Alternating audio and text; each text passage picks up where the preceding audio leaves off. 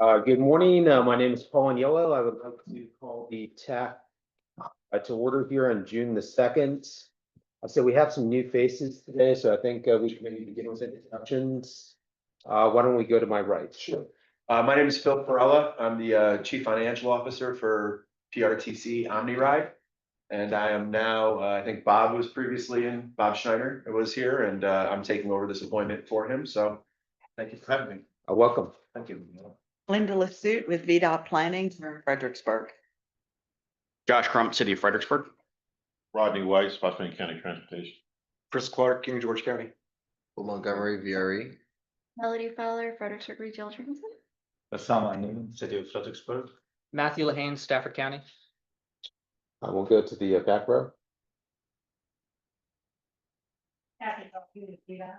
Jerry Eves with Bamco. Jacobson with Juder C representing Juder Right. William Sage with Spotsylvania.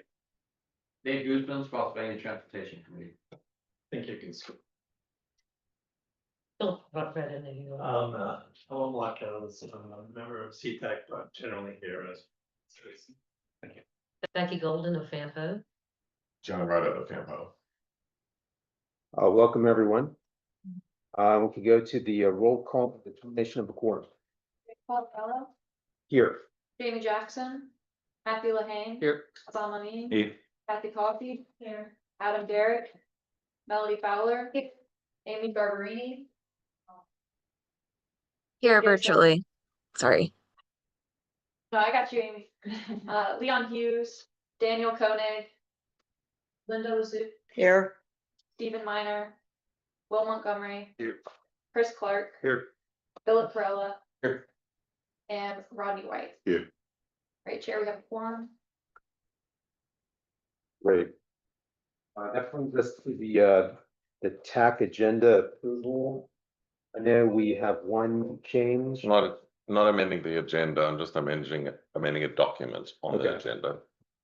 If you want, I'll just explain it now to make it quick.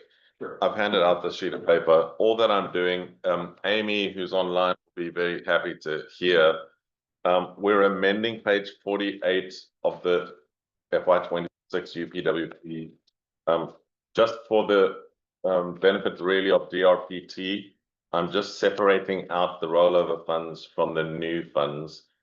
It was bundled together on page 48. Now we're just separating it out on page 48. It doesn't actually change anything. It's really administrative, but just when we recommending approval of the UPWP, it's just with this one amendment. It's not an amendment to the items on the agenda. It's just an amendment to one of the items supporting document.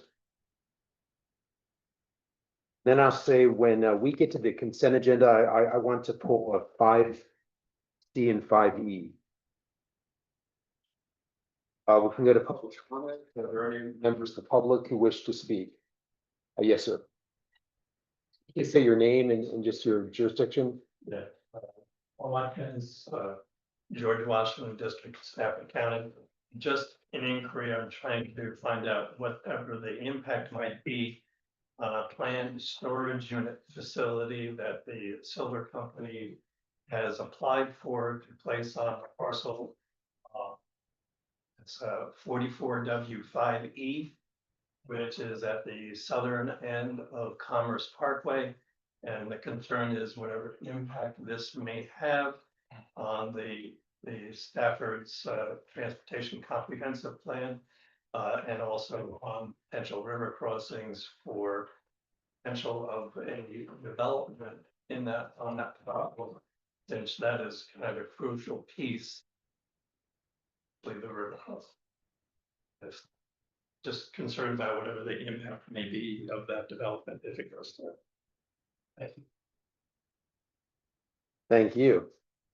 Are there any other members of the public who wish to speak?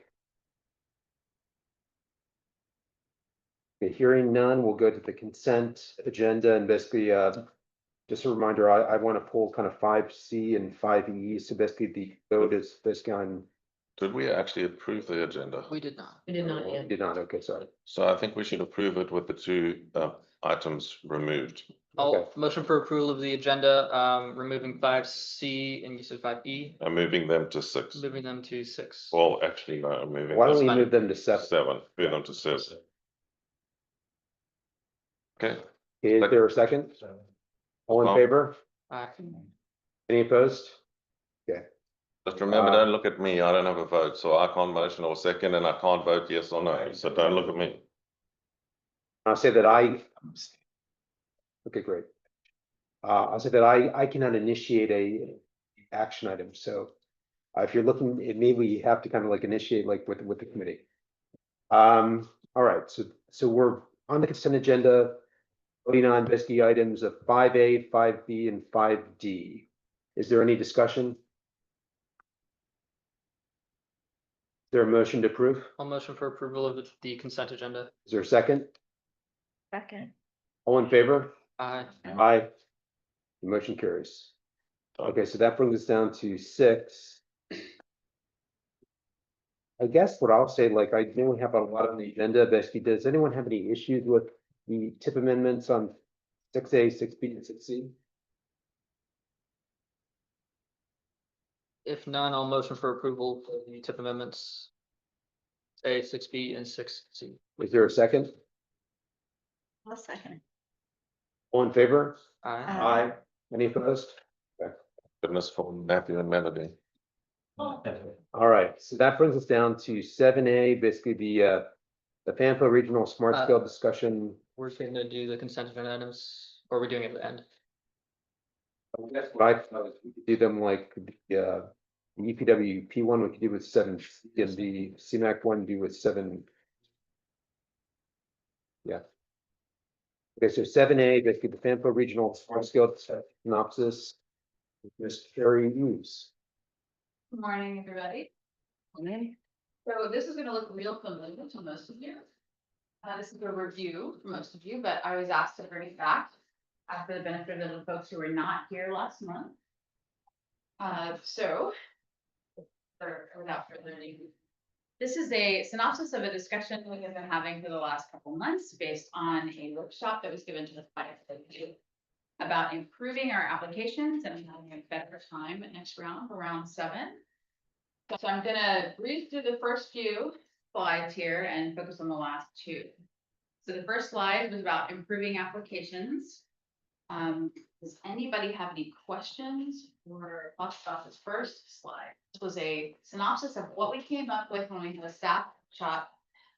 Basically, all the folks who were working on Smart Scale the last round came up with these bullet points of things we learned at the workshop and discussed together after.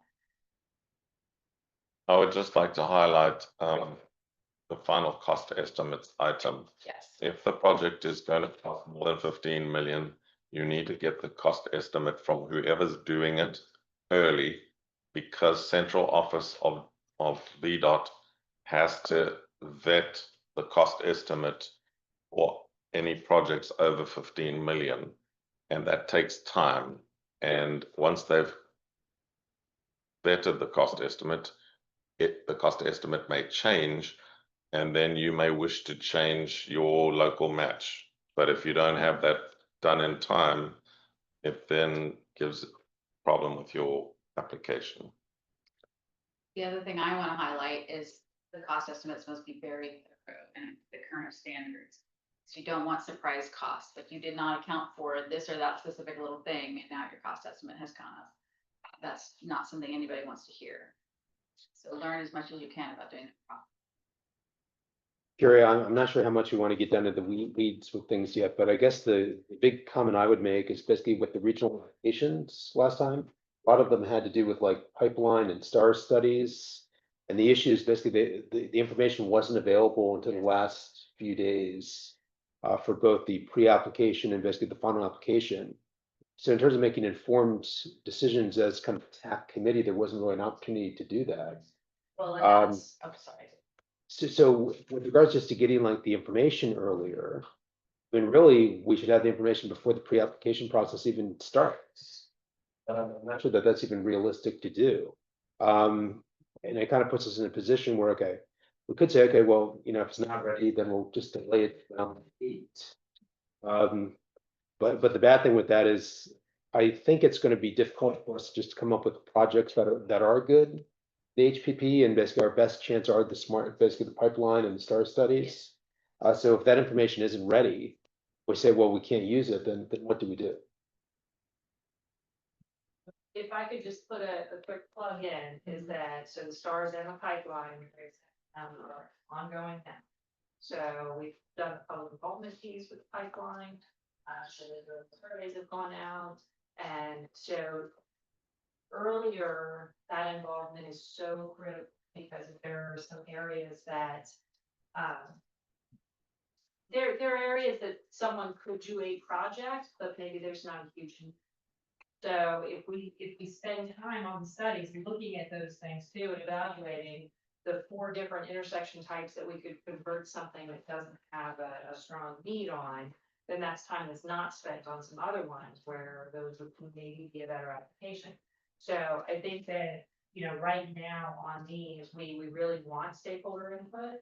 And we want feedback on all of these. So if there are things that you're like, yeah, that's fine, but I don't see how that's gonna score really well, let's have those conversations sooner, and we really do welcome the input. And so I think that way we can hopefully get better. And I know we've really worked hard with the pipeline from the very, very beginning of the first conversation of this timeline, and that we need this as soon as we can. So we're trying to help out with that, but we also need to be our own advocates on the studies, because the consultants are paid to give us options. That's what they've been tasked to do. And so sometimes that's great, sometimes they're just giving us options for the sake of giving us options. Right. So, Right, so what you're saying, like, we learned so much in the workshop, and this is really about consult. Like, when we were first meeting with the consultants, and they were saying, oh, we need to have the final cost calculus by this date, and we're like, no, not by this date, by, June 15th or before, or like, we really need to manage them and let them know, no, don't look into that alternative, there's no V-Trans need there, don't bother. So we need to streamline our pipeline studies so that they don't take as long, so they give us the focus that we need. and to add on to what Kara's saying about focus, I think it is important to look at, for especially for regional projects, what is that alternative from the study going to be? And is it going to end up to be a size project that is not very super? So, you know, again, if we can have a great study that's gonna tell us how to fix all of some corridor, but if it's so costly, it's never gonna be awarded funding, what do we accomplish? But maybe that, you know, we have to just kind of look at it through a very realistic lens of how are we going to do the most good and stay competitive and try to get this out there. So, you know, again, I really encourage everybody's input on those, you know, as a citizen, take the surveys, as, you know, a member of this group, you know, have your comments that, you know, really be at this time and stuff. So right now is the plan that the pipeline STAR studies, the information will be available on June 15th? Hang on, in the actual, Signed document. no, the, stakeholder groups. We as FAMPO staff asked in every one of those that all of the cost estimates be done by the end of June. Consultant kept saying in the meeting by the end of July, and we were like, no, it has to be the end of June. But subsequently, we are recommending to the TAC that for the projects over 15 million, the end of June is even too late. So Carrie is suggesting we push for those bigger projects back to June the 15th at the latest to cost estimates. But you, as the TAC, may have a different view, so we're just suggesting that. But what we said online in those first meetings with all of the studies is that 30th is the last day we want any cost estimate, because that gives us a full month for local communities to decide whether or not they want to put match on. But it's not going to be enough for the projects over 15 million, because central office has to validate those cost estimates. And we don't want them to validate those cost estimates in the tender after the submission date like they did this past round, because that's too late. Within the signed documents, pipeline study, we signed a document stating what the scope is. They're required theoretically to get us to the stuff by the end of the month. That's probably because we asked for it in those meetings. They've now amended the document. But if the project is bigger than 15 million, the end of June is too late. Unless you're going to take the risk that they may push up your cost estimate. And it's typically ones where they push the cost estimate up. So I guess what I'll say is with the HPP, basically, it's hard to kind of have a project now that costs less than 15 million, so that probably would cover most, if not all of them.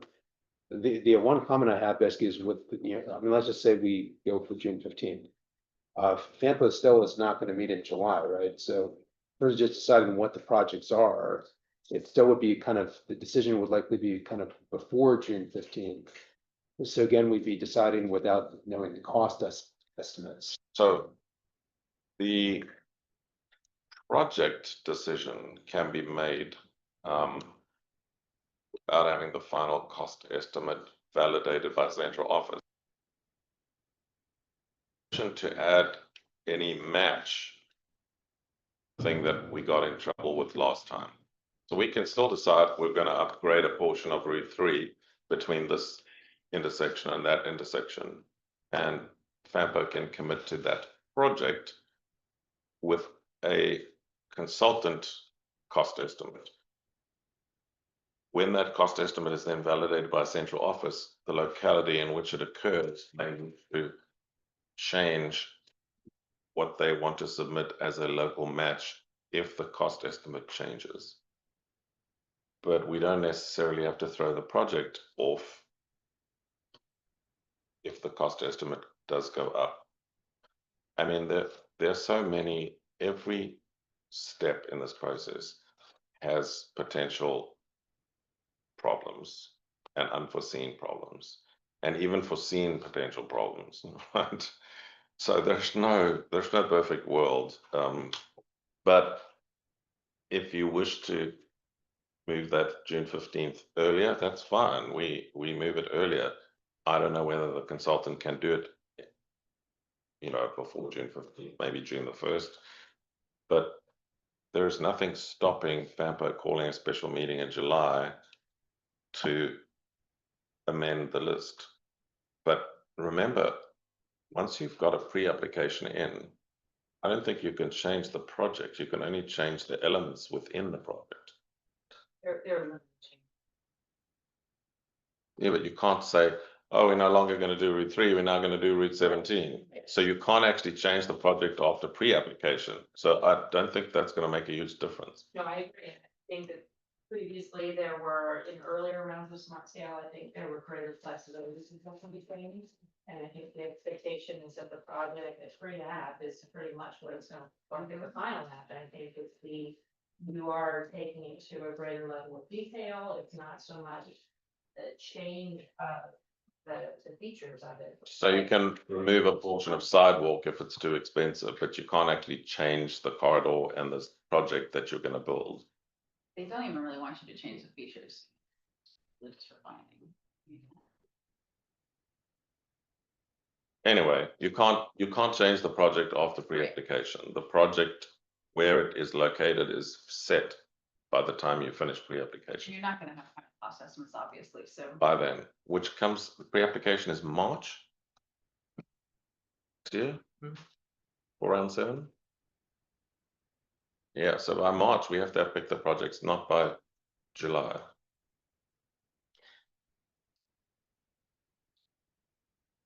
So let's let Carrie finish the presentation. Next slide.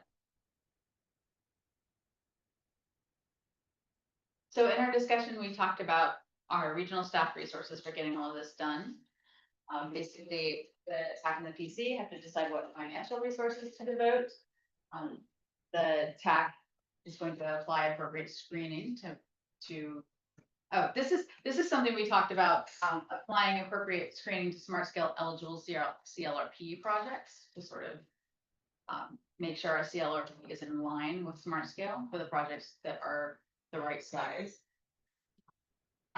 We are starting to develop a FAMPO GWRC process for our screening our regional list. And this is a big one, educating your jurisdictions on the characteristics of smart scale success, kind of making your easier by going out and talking to your jurisdictions. Just because a project is worthy and wonderful does not mean you can smart scale and something to bridge that gap. And then everyone needs to work on information sharing, like regionally working together, so that we choose projects on analysis and we all work together. Next slide. So these last couple slides are the more important ones.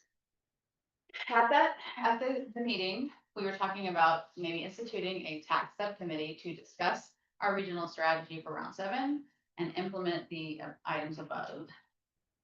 And there was a suggestion that the subcommittee could also assess each other's possible projects and share outsider perspectives. And then to help us develop the screening tool that we're talking about. And then consider concerns to present to the CPB, which will be on the next slide. So that's one of the things you have to consider. Are you going to institute a subcommittee? What will that look like? How do you want to implement that? Next slide. Just, can we go back one slide? Go back. Are there any comments on having a subcommittee? I'm not personally pushing we must have one, but I do think that if you want to have one, we should decide or not decide. So I guess my comment is, I think it would be good to have a subcommittee. We shouldn't limit the subcommittee to certain aspects of smart scale. I think it should be everything. Oh, yeah. Yeah. It would be the smart scale subcommittee. Right. Yes. If we have a subcommittee, when would we like to meet? Like August or November or? I think if we're going to develop a tool, we need to develop the tool sort of earlier in the fall. If we got to, yeah. Could we possibly basically kind of meet after the TAC, maybe starting in September? On a monthly basis. Yeah, on a monthly basis, yeah. Yeah. Sure, So we don't have to have a separate meeting date? sure. And then if we pull all of the smart scale stuff off of the TAC agenda, because we're going to do it in a subcommittee, we Right. could then possibly slightly shorten the TAC agenda. I mean, don't laugh, I'm trying here. And then Sounds good. we'd be presenting the subcommittee's like findings occasionally to the. Eventually, yes. Yeah. That be something that Sun might be with the rural. So. I think that's another about is smart scale is not just, it's also for diversity and how do we coordinate. That's an important question, because if you do it in person after the TAC, the rural TAC members won't necessarily be here physically. So it's about attending the whole. Like online, maybe? Either one. Okay, I don't have a view on that.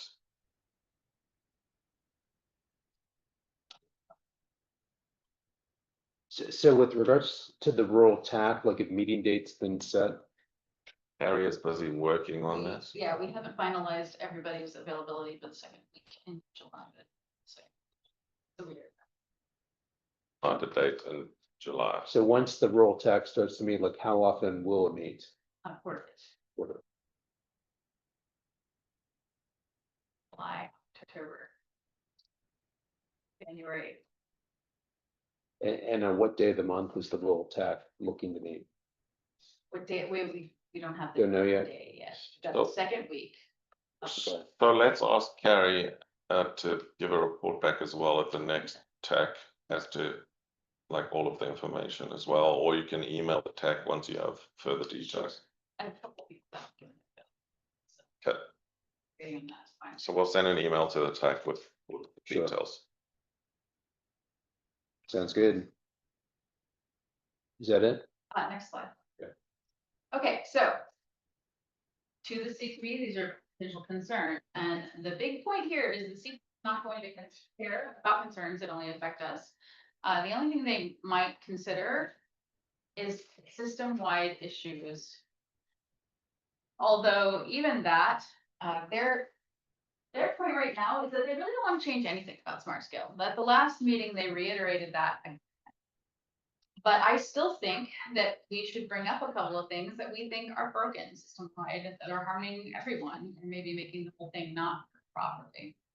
That said, these were the points that were brought up at the last couple meetings. One thing that I wanted to bring up was if there are any discrepancies in these databases that they have that are different from what is on the ground for us, those need to be corrected. I did find that VTrans Interact has an input feature, but you have to request an invitation to use it. There's a form that you can fill out to request an invitation, so that you can input any discrepancies that you find, anything that's missing from their databases. So that might be a first step, fixing things. Everybody, we've been talking about this for a long time now. Technical guide was released too late, and we did not have a chance to comment on it, and that's a huge problem for us. Another issue is that land use, it needs to be restored as a factor.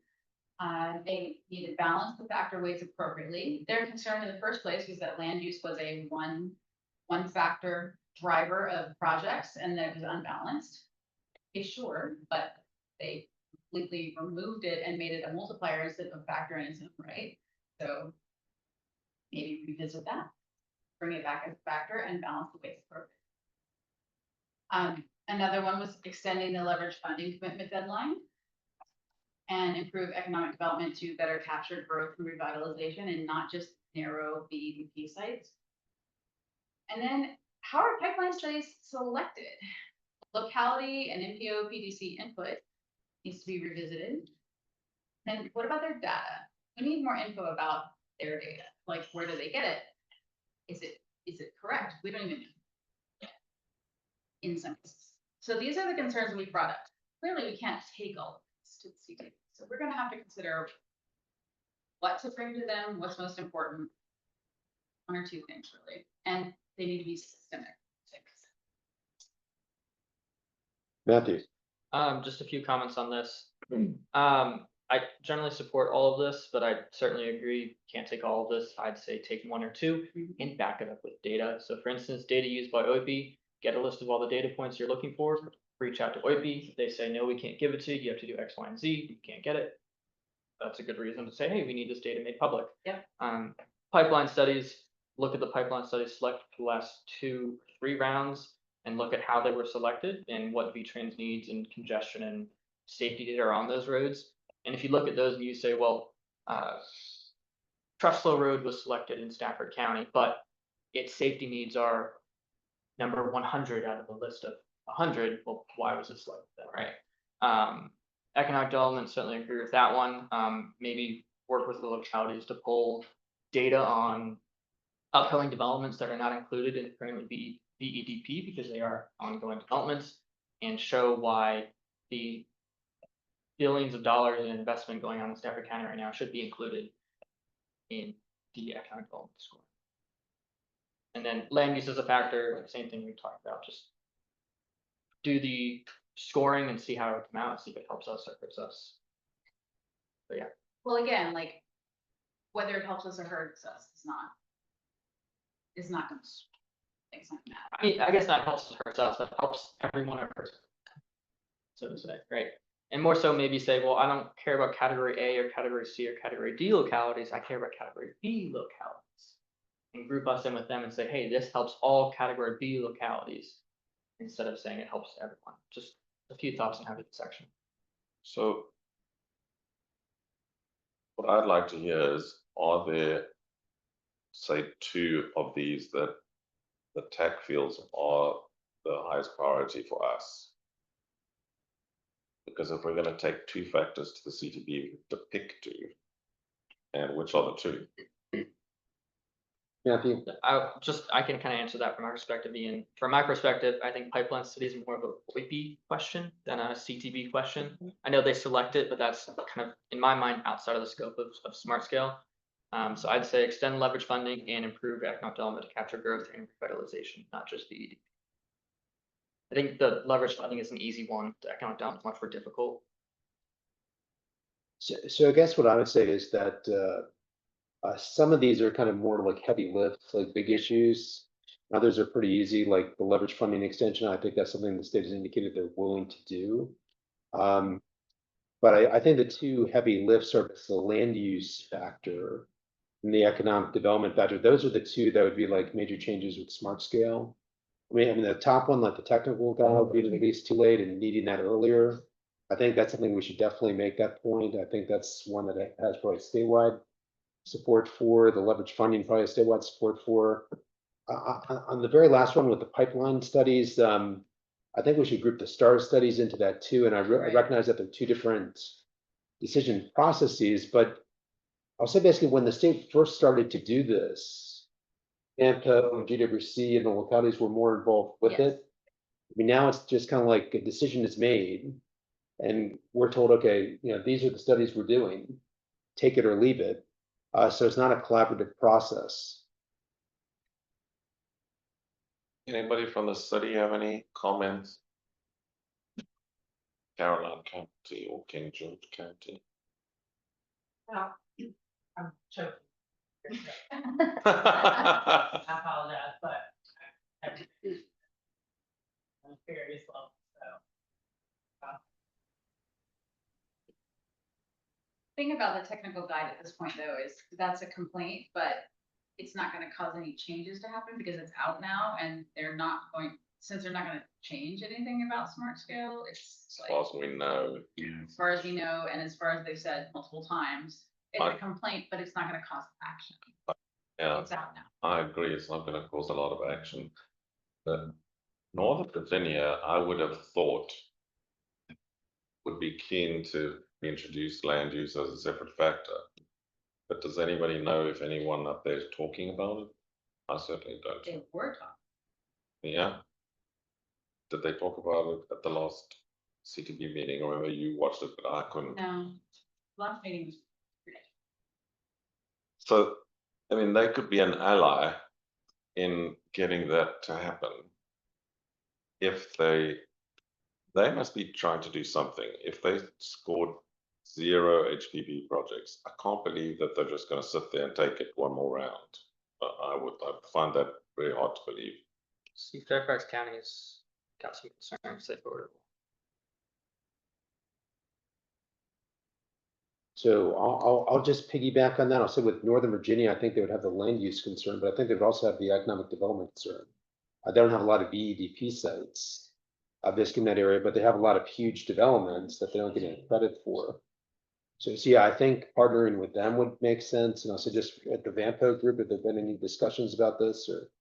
So the Vampo has got a draft letter. It's not public yet, so I didn't send it, but it talks to the issues like the technical guide. It talks to the issues like not being included in conversations about V-Trans needs. So really, those kinds of things Vampo is taking up and is writing a long letter, and I think it'll be approved in the next month. They're not arguing about land use. They're not arguing about like discrepancies in BEDP. They're arguing about the fact that MPOs have largely been excluded from the process of setting the rules of the game, and that they should not be excluded because PDCs are apparently included, but MPOs are not. But there were some discussions and workshops and things that happened, and they invited the PDCs to join. They did not invite the MPOs to join the workshops. That's a bit strange, right? So that's in the letter saying, hey, why did you do this? Can we be included in the setting of the V-Trans need in the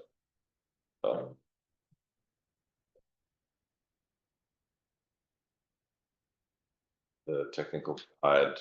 Why do we not get a chance to have comment on the technical guide, and why is it coming out so late? We need it earlier. All those kinds of things are in the letter. But it doesn't, the letter doesn't address individual factors because every MPO has a different view.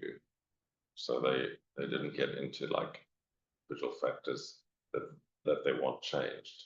But there's general unhappiness that so much change was brought about last time without consultation, pushed through at the last minute. Like 30 days before the pre-submission deadline, the technical guide was eventually approved. Like 30 days. You had 30 days from the receiving the technical guide to saying, here are our projects. That's just, you can't, how can you prepare projects in 30 days? It's impossible. So with regards to the Vanco letter, is there any possibility of getting the leverage funding commitment deadline added to that at this point? I can ask, there's a meeting this afternoon. I mean, that would be an easy thing to do. And if it was on that letter, please. So I'd say with the other two big ones, the land use factor and the economic development, I would say kind of, we would need to confirm that Northern Virginia thinks it's an issue, and kind of ride their coattails on that. The other kind of big player with Hampton Roads. Hampton Roads thinks that either of those is a big issue. I feel like, you know, Northern Virginia, Hampton Roads and us kind of raise that could carry the day. That, no, Hampton Roads has historically been very independent. They like, this is what we want, and we don't budge on it. So I would have to inquire what their thinking is on this. Yeah, I'd say they didn't do as badly as Northern Virginia, but they didn't do particularly well. Maybe we need to have some conversations with.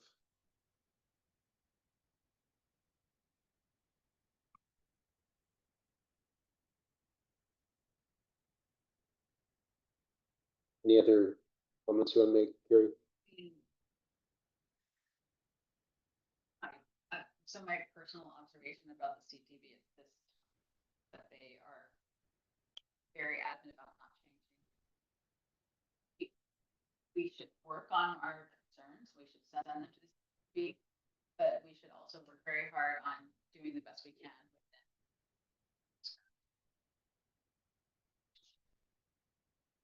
I think if we have a subcommittee, we'll do just that. Yes. But I think that if we're going to send a letter, maybe that needs to go in way before the committee starts. So this TAC will meet again first week of August because we don't meet in July. Just throwing that out there. We need to have a letter done in August, unless you want to have a special meeting.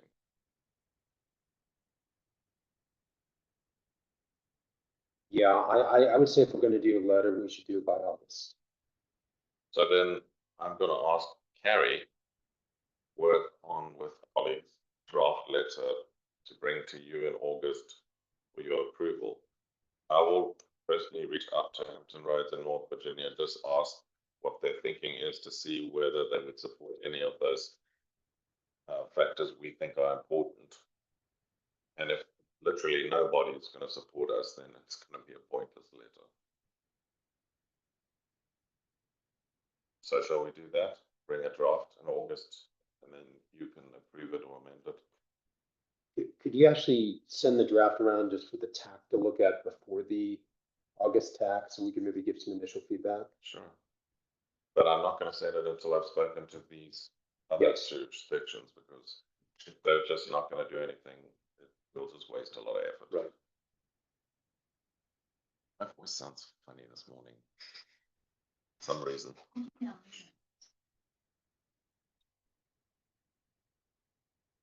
I'm sure Becky and John would love to present in your absence. Be your surrogate. Chairman? That's it.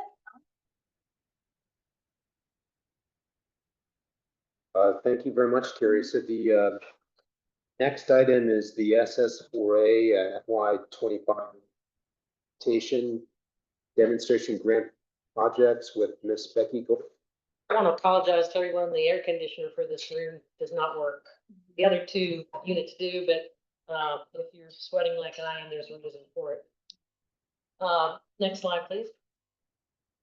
This presentation is about the demonstration and implementation grant projects to be submitted by GWRC, subject to locality support and commitment to 20% match. The following slides provide the FY25 SS4A grant projects supported by locality staff. These are projects, we propose projects for demonstration and implementation for the grant FY25 application. Next slide. Our major implementation project are improvements to Tidewater Trail between Glenda's Way and DeWitt Drive. Next slide.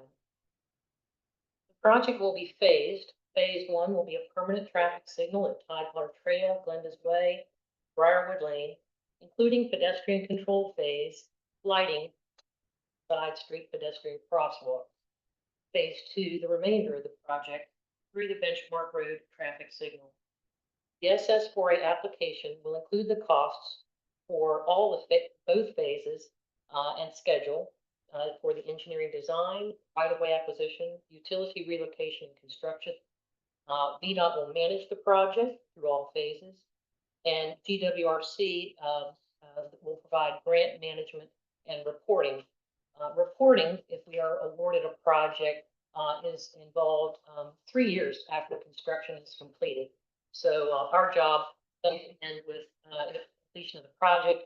We are expected to report on progress for 3 years afterward. Next slide, please.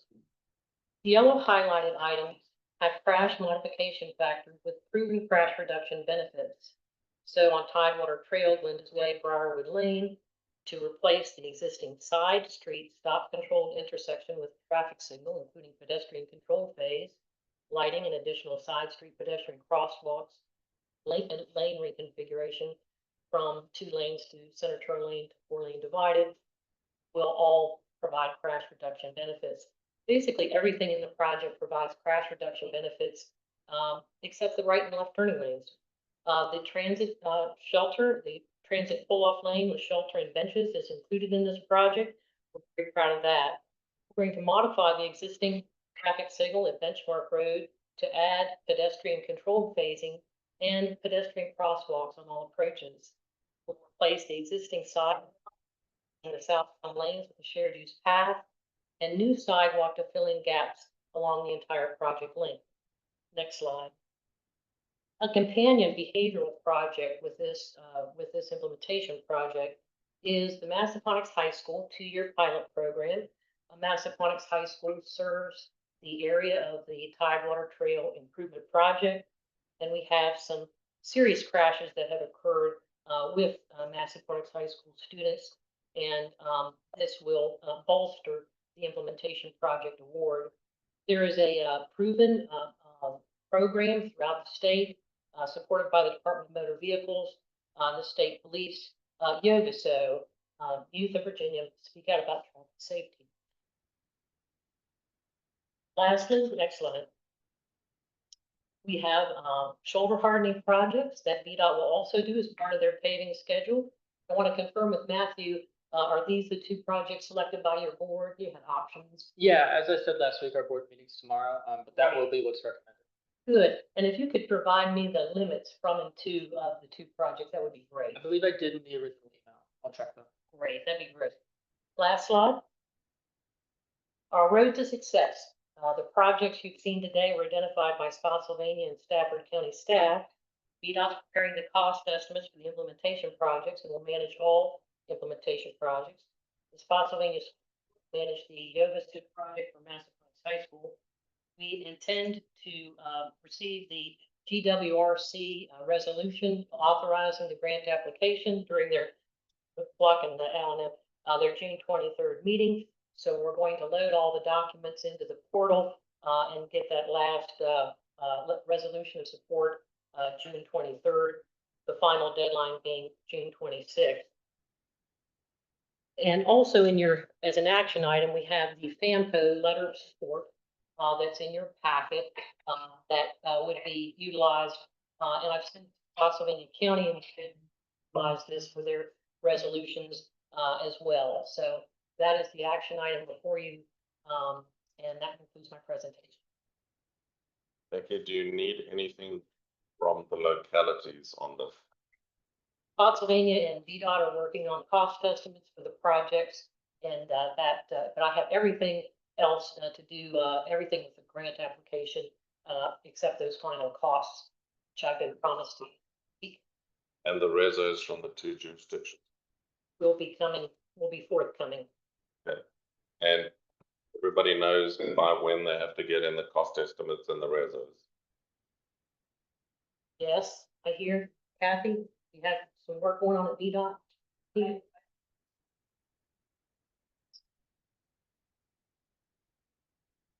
Including the Tidewater improvements. Great. We're actually gonna talk to VDOT about that kind of this afternoon. We Great. with L&D, then we'll. Let's see. Right, it's really important that I get those costs from y'all, as soon as they're accurate. Thank you. Yeah, and I think we're actually fairly close, and Kathy, we did get something late on Friday. I don't know if you've seen it, but I'll send it over if you haven't. Okay, I'll send it. Great, I know y'all are busy, and these are big numbers to commit to, so I thank you so much for doing that hard work. Thank you. Any other questions for Becky? Yes, Matthew. Becky, I'll just note, I did send you the, termini last week. Great, okay, thank you. We do need a motion and a vote on letter of support. Is there a motion to approve the letter of support?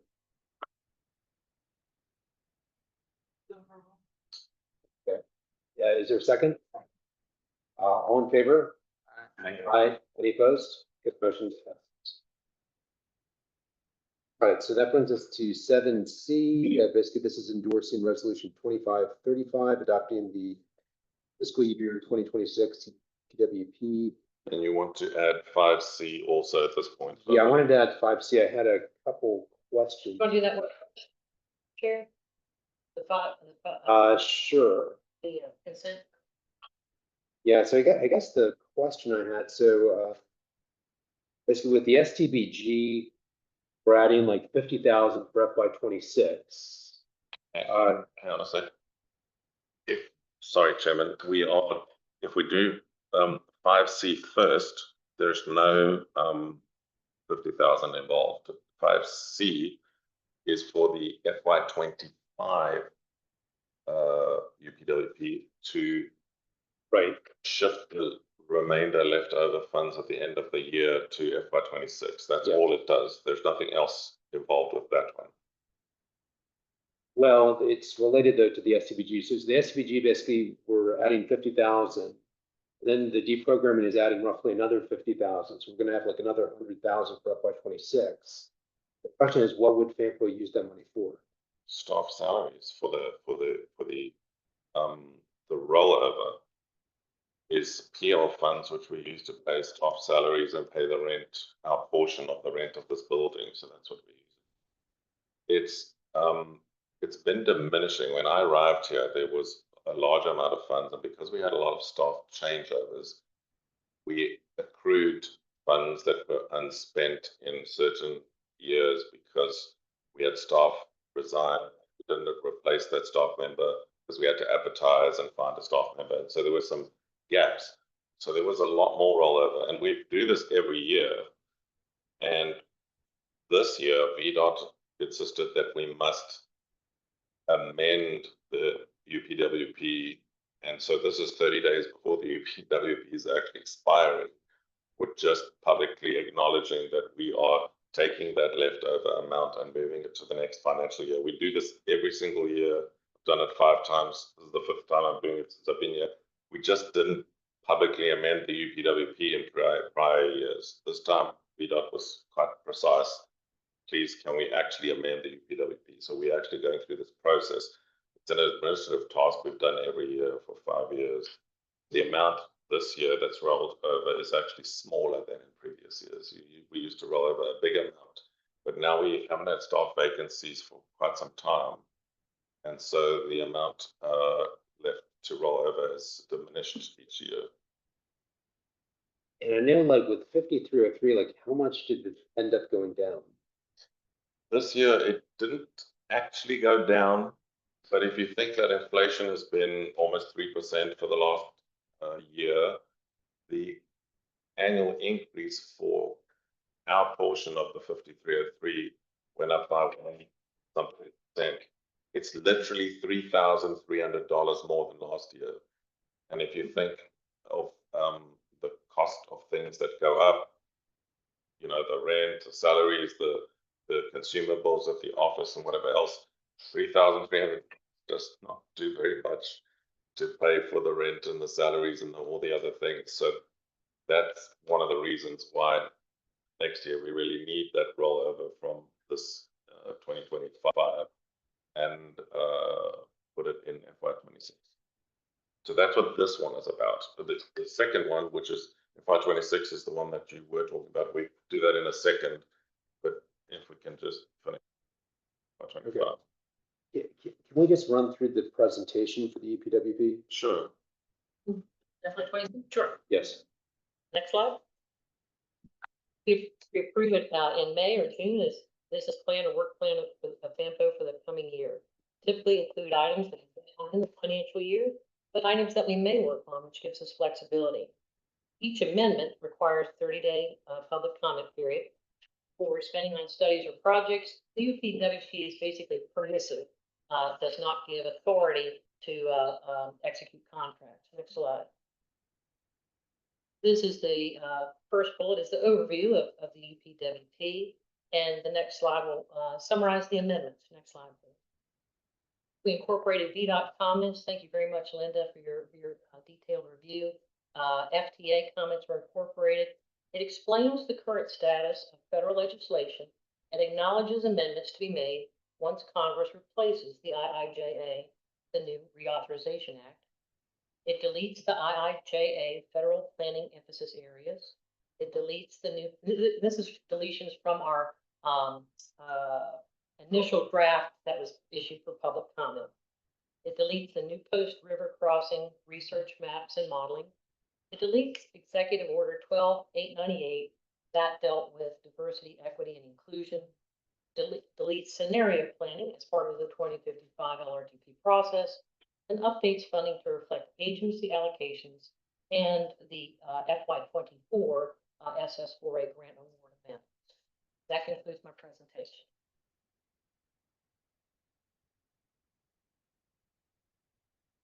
So the order 12898 is what again?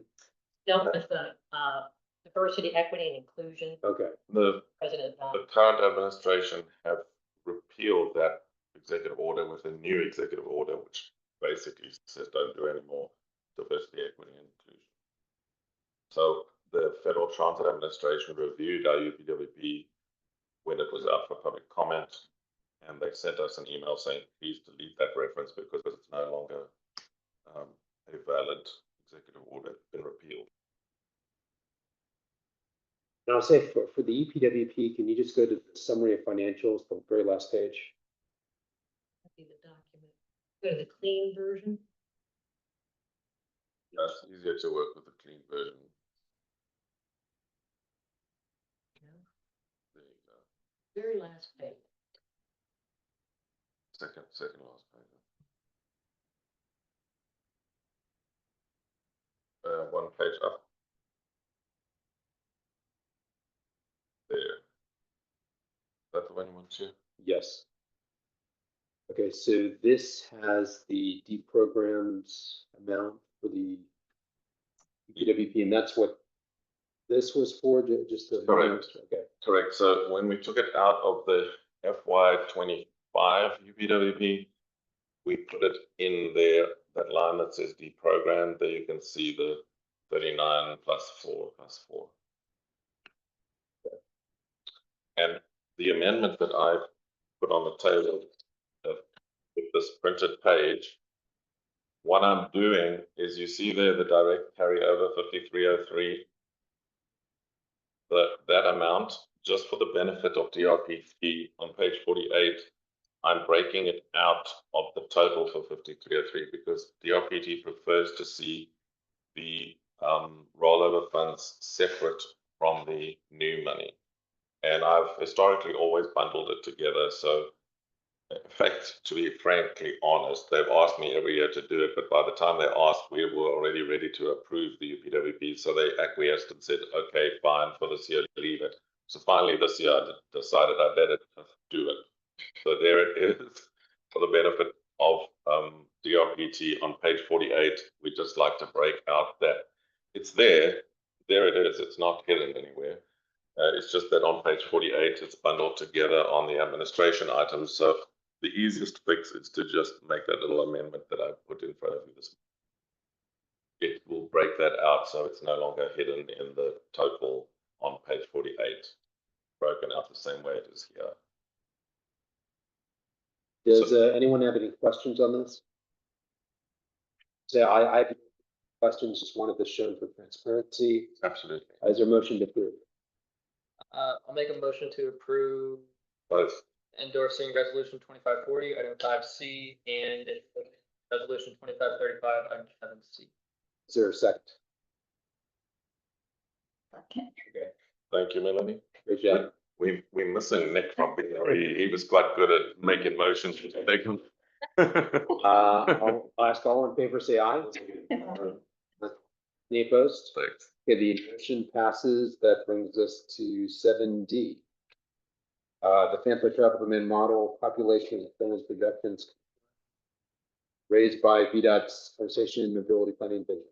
Yes, Ian gave me the very difficult challenge of keeping it under 7 slides, because otherwise it's going to be a semester long work item on forecasting. So next slide. This thing literally has several rabbit holes you could go down. So as mentioned, we've been working with the Transportation Mobility Planning Office, who had questions about our models and our deviation from Weldon Cooper estimates into 2050. When you're looking at the comparison, the major deviation for our model and say, well, outwards, it's predominantly occurring in Pennsylvania and Stafford County. Stafford County's difference is actually relatively small in grand scheme of things, just over 8,000. Meanwhile, Pennsylvania is actually showing a larger difference, and it accounts for most of the difference between the FAMPO as a whole and Weldon Cooper. Fredericksburg is actually interesting, the fact that we're actually predicting a bit less, but generally speaking, there's an agreement with those projections. But one of the recommendations that staff and mobility planning says that traditionally speaking, Weldon Cooper, you kind of take the 10%, and that's the maximum amount you do before it kind of triggers reviews in your modeling as well as your predictions, particularly for things that involve state funding, so the small scale. So generally speaking, you do not want to be outside of this 10%. If we go to the next slide, Weldon Cooper also has a history of revising its population projections every couple of years. So it is a moving target that you don't want to be outside the 10%. However, for this region in particular, one of the reasons why I think previous iterations that the federal model predicted more was that Weldon Cooper's typically been very conservative and been underestimating actual count. So we're actually kind of already starting to edge up to our 2030 Weldon Cooper estimates, particularly for Spotsylvania County, because that's the one that has the issues, for our 2024 estimates through the census versus Weldon Cooper. However, the problems start to occur not necessarily within the next couple of years, but the first year that we kind of fall outside the 20 or the 10% for Weldon Cooper is 2040. So anything that would use a 2040 estimate would fall out of line. And so when we're looking at this, the 10% does fall in line for the population projections. I don't think staff has any concerns about it, but it would be something that we would actually have to go back and rework within the model to address these concerns, particularly if we start using anything that has a projection at 2040 or beyond. So next slide. Just to give you a quick identification, as you can see, actually our models kind of track well with the general acceptance to about 2035. Again, it's that 2040 that's the issue. But even then, our model is actually underestimating what our current census estimate is now. So the trick is further out years. So if you amend the population, next slide, you got to start looking at other things. The other item that the Transportation Mobility Planning Office had issue with was our job predictions. However, our job predictions are actually holding more or less status quo with our current existing positions. So while we're predicting a growth of 30,000 jobs for Stafford in 2050, the number of jobs per person is remaining relatively flat. There's a little bit of movement there, but not a whole lot. Actually, we see a bigger item that are the number of people is increasing a lot faster in Spotsylvania than compared to jobs. Fredericksburg's kind of seeing a general trend that it's about the same, but it's kind of dipping a little bit less.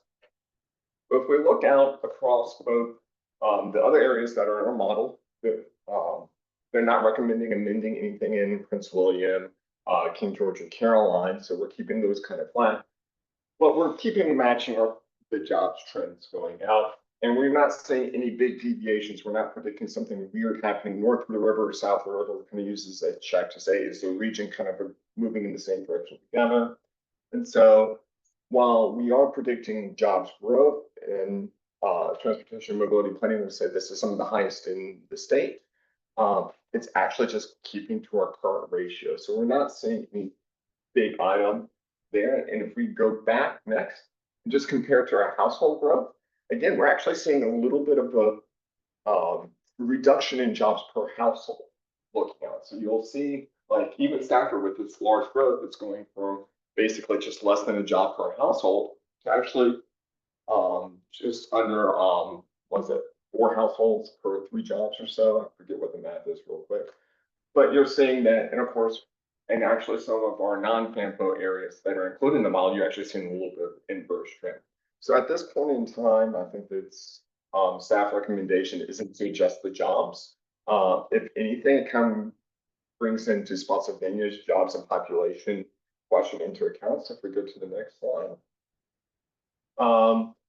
If we take the Walden Cooper reduction in population for Spotsylvania County for the number of people, then the jobs it's forecasting actually brings it back into line. So all of a sudden that ratio starts to agree. But for Stafford, we're not really seeing a big movement. We'll probably reduce the number of jobs in comparison to the reduction of population and household to kind of keep the ratios the same, so we don't artificially remove one down and move one up.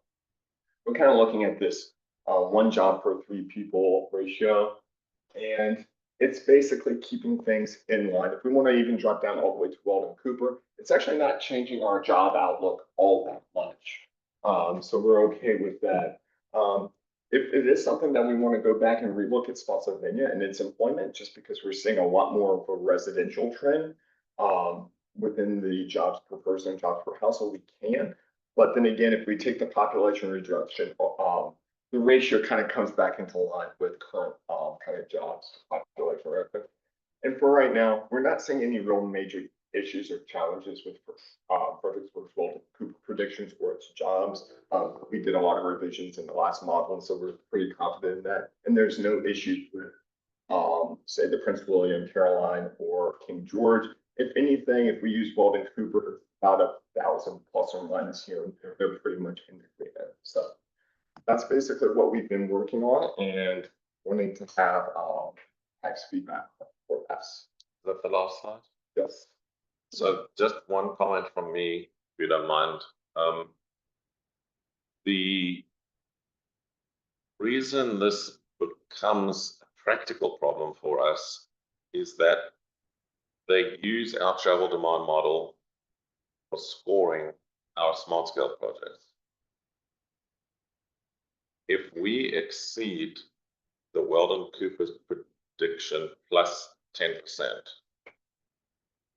they will reject the smart scale projects that rely on the travel demand model for scoring. We did not exceed the projection in round 6.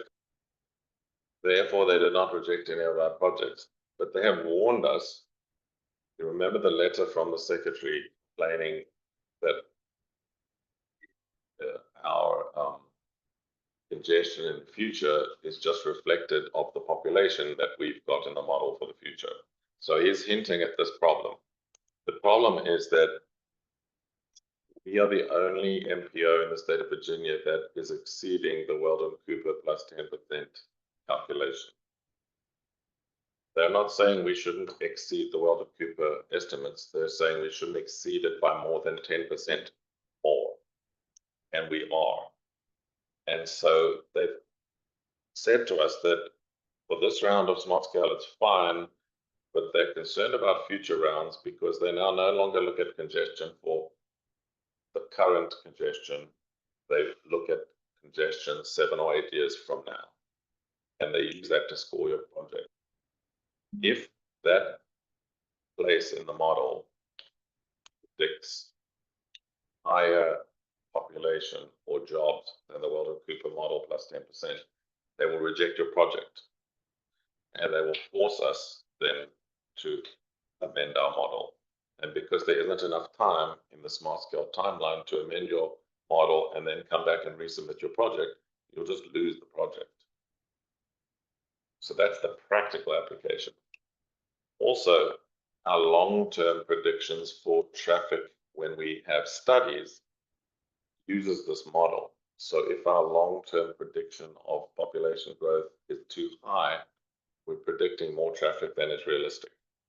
In practice, they believe that by dropping these numbers, it's actually not going to drop our congestion very much because our congestion problem is based on a limited road network. The grid is not fully built out. And so by removing some of these numbers, it shouldn't look any less. It's still going to look bad because the network is undeveloped.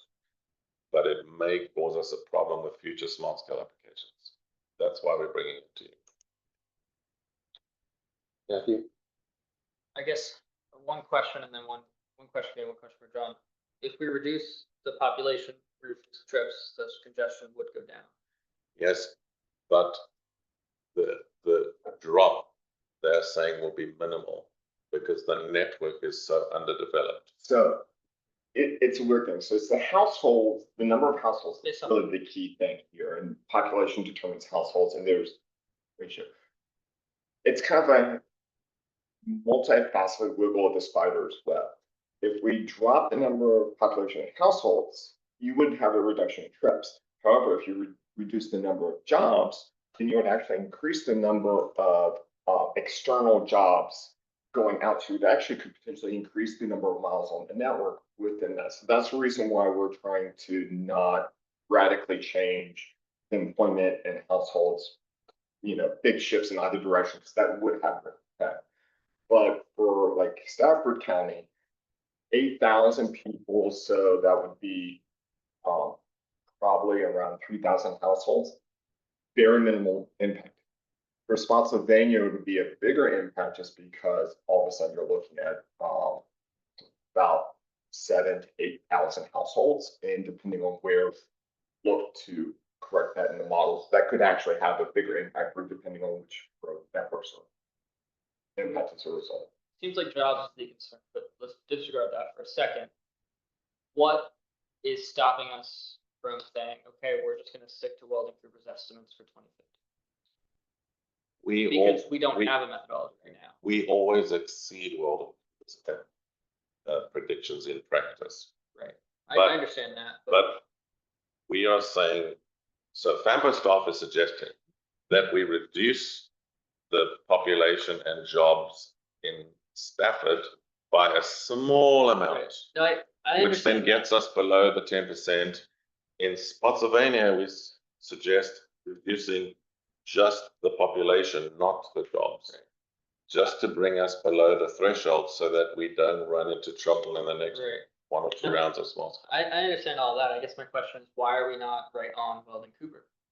Just why? It was adopted Right, no, yeah, I agree. by the policy. Yeah. Like that's If that's the answer, but like, so moving forward. And we always exceed Weldon Cooper's numbers in practice. The population growth in this region always exceeds Weldon Cooper. We're just suggesting that the increase over Weldon Cooper might not be more than the 10%. And even if it is, they won't accept our projects if we put that number in. So there's pointless putting that number in. So can we go back just to the graph that showed the actual numbers? Not that one, not that one. That one. So I have a lot of history with this. I used to work with VDOT and all the Weldon Cooper works, and that's state standard. I get all that. I'll say it used to be that Northern Virginia had this problem for years. And I think what's happened in recent years is Northern Virginia has slowed a little bit, so they can now be within the 10%. It's not an issue. We're the fastest growing area of the state, so that's why we're kind of going into this issue. And basically, nobody else has this issue because the rest of the state isn't growing as fast. I guess the concern I have with, some of the, proposed changes in reducing the population for Spotsylvania and Stafford is when you look at just the actual data. Basically, if you look at 2020 to 2025, so Spotsylvania's gone up about 14,000. Stafford's gone up about a little bit over 12,000.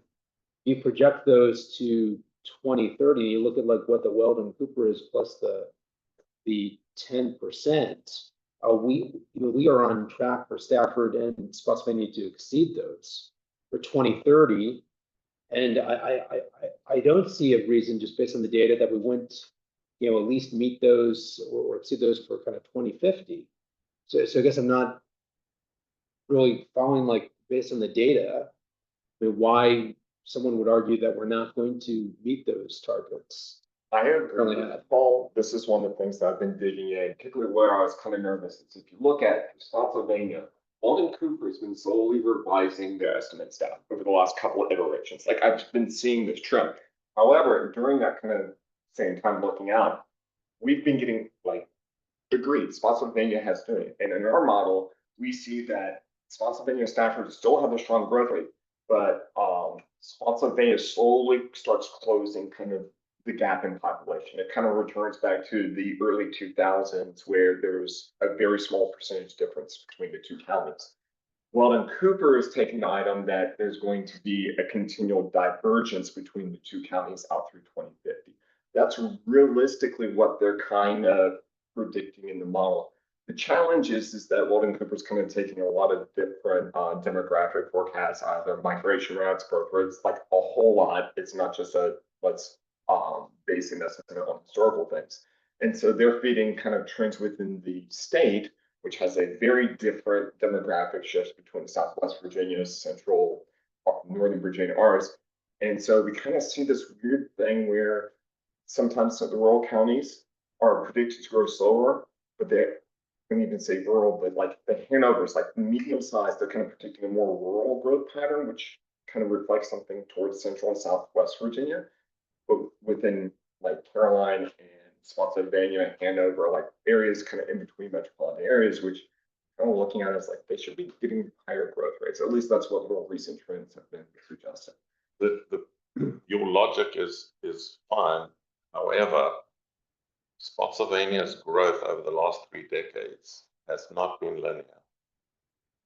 It has growth spurts and then slowdowns, and then growth spurts and slowdowns.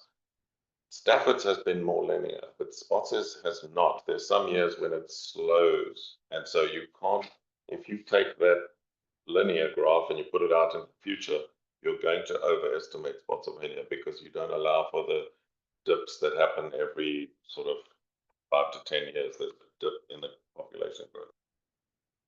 Anyway, for us as the staff, why are we recommending these 3 changes? So you change the jobs in Stafford and you only change the population in Spotsy. The reason why we're making those 3 is to avoid the localities getting into a fight with the whole of OIP and VDOT in future smart scale rounds, where you're going to have to fight to defend your population estimates. It's not your actual population you're going to have to fight about.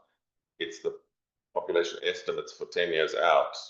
When you finally reach what VDOT considers acceptable or OIP considers an acceptable amount above Weldon Cooper, they're going to screen out your project, and you're going to then have a massive, long, protracted fight, and you'll run out of time.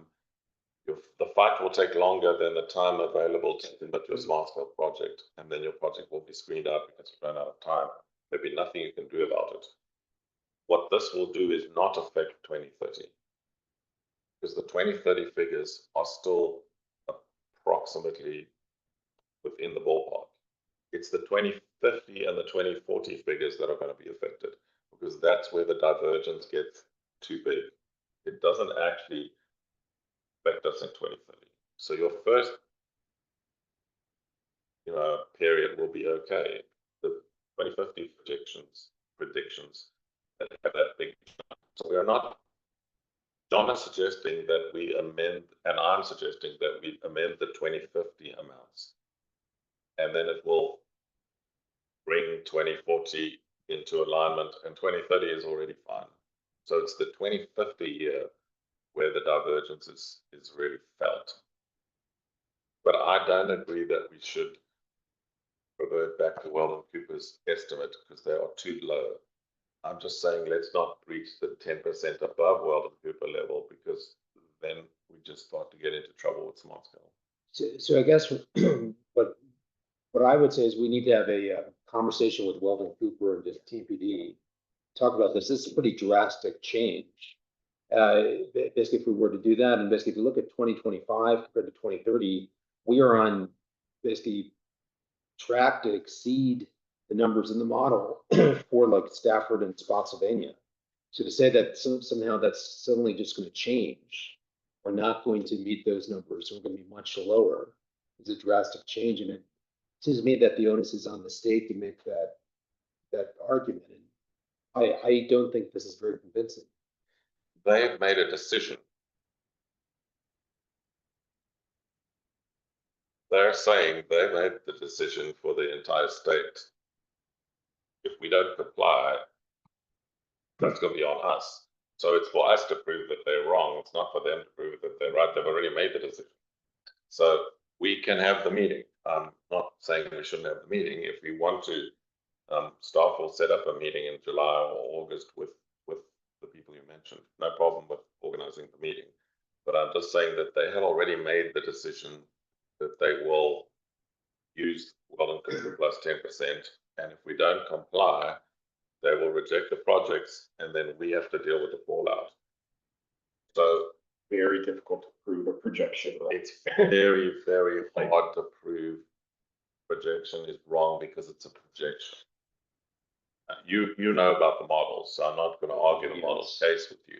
I'm just saying that they've now made this decision, and we have to decide how we deal with the result of the decision. I mean, I share your same reservations and send the data points. I think the question is they saying that we have to comply within a box, and we're going to press our face right up against the edge of it. So we're saying up to the edge would work for us, because then we don't violate the threshold, but be right at the edge of the threshold. If we push further forward, it's going to be on us when it goes wrong. I know that they're doing 3 years intervals, and you see that 2022 is the next one. So we are expecting that there's a new one, and if the current pattern. Weldon Cooper has announced that they're going to, in the fall, release numbers, and they're indicating in the verbiage of their press release that they're going to revise the numbers down again.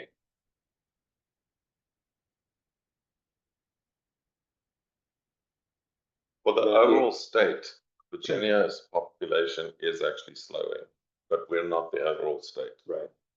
So my only concern, no matter which way we go, whether we keep the current estimates, whether we go with 10%, it has to have a scientific backing. We can't just say we're going to do 10% because that's what OIP wants. We can't just say we're going to stick with the which I've model out as current figures because that's what we want. We need to have a scientific backing for why we believe a certain projection is correct. So just putting that out there, we need to do some work to show that our current model is correct, or we need to do some work to show that the percent is correct, or we need to do some work to show that something else is correct. I have no evidence to show that our current model is correct. Exactly. That's my. I think that our current model is based on jurisdictions looking at the future and predicting some numbers, and then we put those numbers all together. We submitted them to the people who designed the model. I don't think it's very scientific.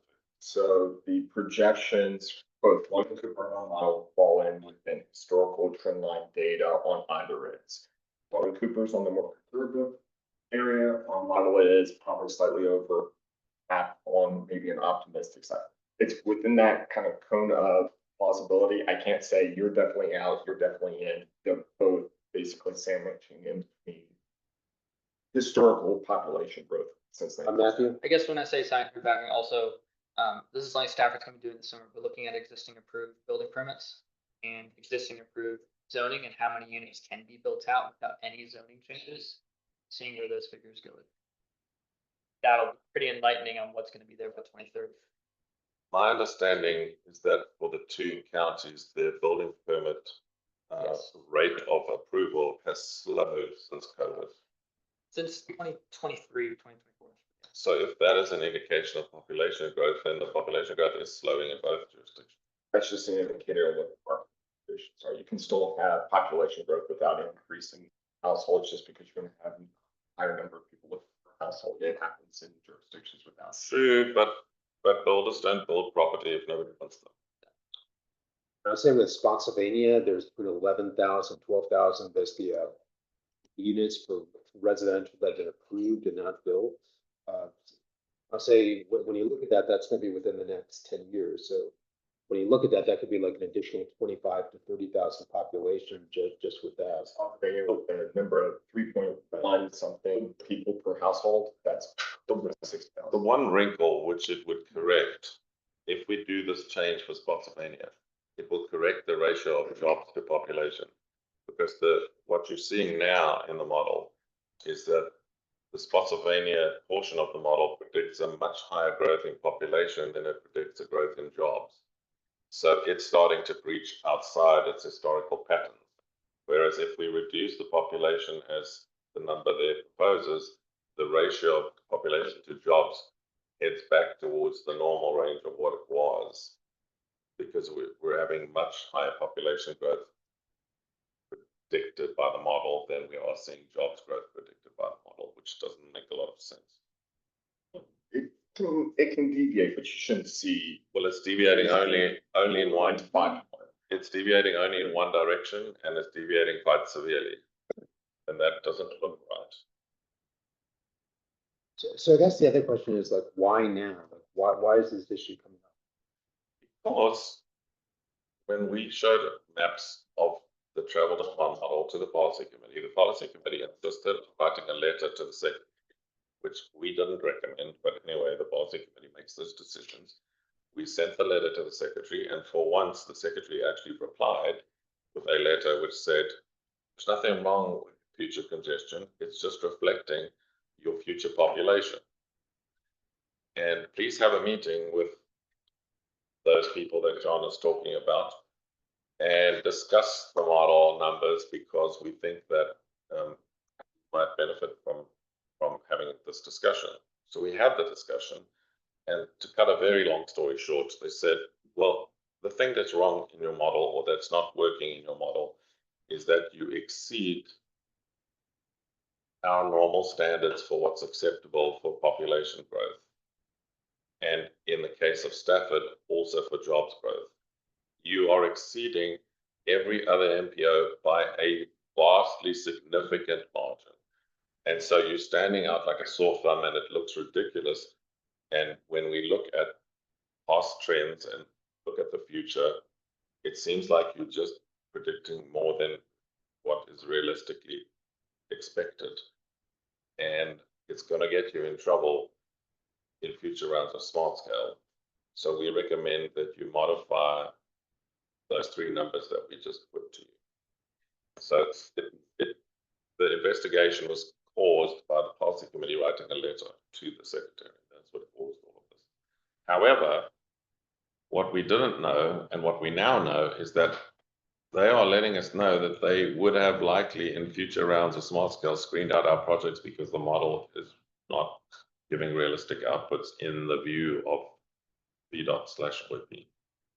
Mr. Chair, is it screened out all projects or screened out projects in this? All those jurisdictions, I believe, but remember, FAMPO and GWRC submit HPP projects from all those jurisdictions. So it would impact FAMPO's applications and GWRC's applications, because suddenly put 4 projects in, they screen out 2 from Stafford or Spotsylvania, and now we've lost 2 slots that we could have used. I mean, even the city of Fredericksburg, you potentially using the FAMPO model, and therefore it would be running afoul. And even if Fredericksburg isn't outside the area of concern, if it's viewed as. That's a very good question. We don't know the official answer to that one, so I would be guessing if I told you that I knew the answer to that. I don't. Is that it? Right. Yes, I have an email from, what's that office called? Transportation, yeah. Saying that, it's going to impact our future smart scale. We're okay until 2030 for future projections, not applications in 2030, but applications in the next 2 rounds that predict congestion As soon as we have. further than 2030. They're gonna say, nope, you're out. As soon as whatever uses 2040's population. Yes, so It shocks. so a study gets done, a pipeline study or whatever study, and it uses our 2050 population projection. It's gonna be putting in data that they don't accept. Yes. Relatively, my apologies. What's the purpose of having 2 separate population estimates? I know there's sort of one, seems like it's generally accepted statewide version, then there's a local version, it sounds like, that are not converting appropriately. Am I understanding that sort of right here? Why? Is there other uses of the locally derived population estimates that drive funding, or does it make sense to use 2 different population estimates? I don't know that it's going, because of this smart scale verdict. I don't think that having more population in the model than what they say is acceptable may actually help us with anything. Because the state is going to veto the thing. So I guess my question is that outside of just for this type of funding, are there other, required uses of locally derived population estimates? Or Yes. That's what so you need your local ones to drive money in some other way. Yes. Where I'm going, does it make Right. sense to just adopt those ones for the Right. purposes of this, of what you're trying to do? There seem to be scientific derived. I would imagine, is that not true? In terms of, what was the model cited there? So the problem I have with our local figures is that I don't believe they're scientifically derived. Right, but what was the one from the company plus 10%? In Cooper, it's University of Virginia's demographics all research hall. So what we did was that we had approximate numbers and then we sent them to the localities to review, and the localities came back with a review, and then that was incorporated. I'm worried that our local reviews and FAMPA staff reviews were not robust enough. John had a big fight with the city, and we actually did reduce the city's jobs estimate because it was outrageously high. Some figures, and to John's point, this all went wrong, not now, it actually went wrong in 2017. Because the policy committee voted in 2017, before I was here, on numbers to put in the model when the model was reviewed. And those numbers were profoundly wrong. They're just wrong. And so we've now revised those numbers by the consultant of VDOT doing some work, and by sending the localities the proposals from the consultant, and then the localities tweak those and send them all back to us. And so we are in a situation where I don't think our numbers are scientifically derived. So, I apologize, this is my first meeting, so I'm gonna step back here for a second. I truly know what I'm talking about, but it just doesn't seem like having derived population estimates is making a whole lot of sense to how that process. So perhaps, and again, I don't know where this happens, if it makes sense, perhaps as some sort of future looking thing, it might make sense to just adopt what is being done statewide with the scientific process, as opposed to shipping it off to, Dottie in the population department at such and such a county to regular kind of stuff. Just a suggestion. Because there's a lot of going around, and maybe just adopt what is dependable, done the same way every year, then life. So you raise a good question. I just want to respond. So with localities, it's not like they just make up a number like 246,000. Basically, they look at building permits, they look at basically the rezonings that have been approved. There's calculation that goes into this by the planning and demographic staff. So I mean, there's an issue that kind of the state demographers have a different opinion than local demographers. And I'll say you see that all over the state, like in Northern Virginia, like in Prince William, like the number that they have doesn't match exactly what, kind of Walden Cooper Center has. However, they're, I guess, within the 10%, so it's okay. The issue that we have is we're basically apparently above that 10% for the future. Sure. And I kind of mean to stir. I do the finance side of the house in multiple sets of with the same. Okay, right, so, and I see the situation. So I just try to learn, sometimes those local estimates, there could be funding of high spend, so you really want to make sure that you've got. I wish I could- Yeah, the other point I make is just from a locality standpoint, like the figures for population. Transportation is not the main purpose for why these numbers are created. Sure.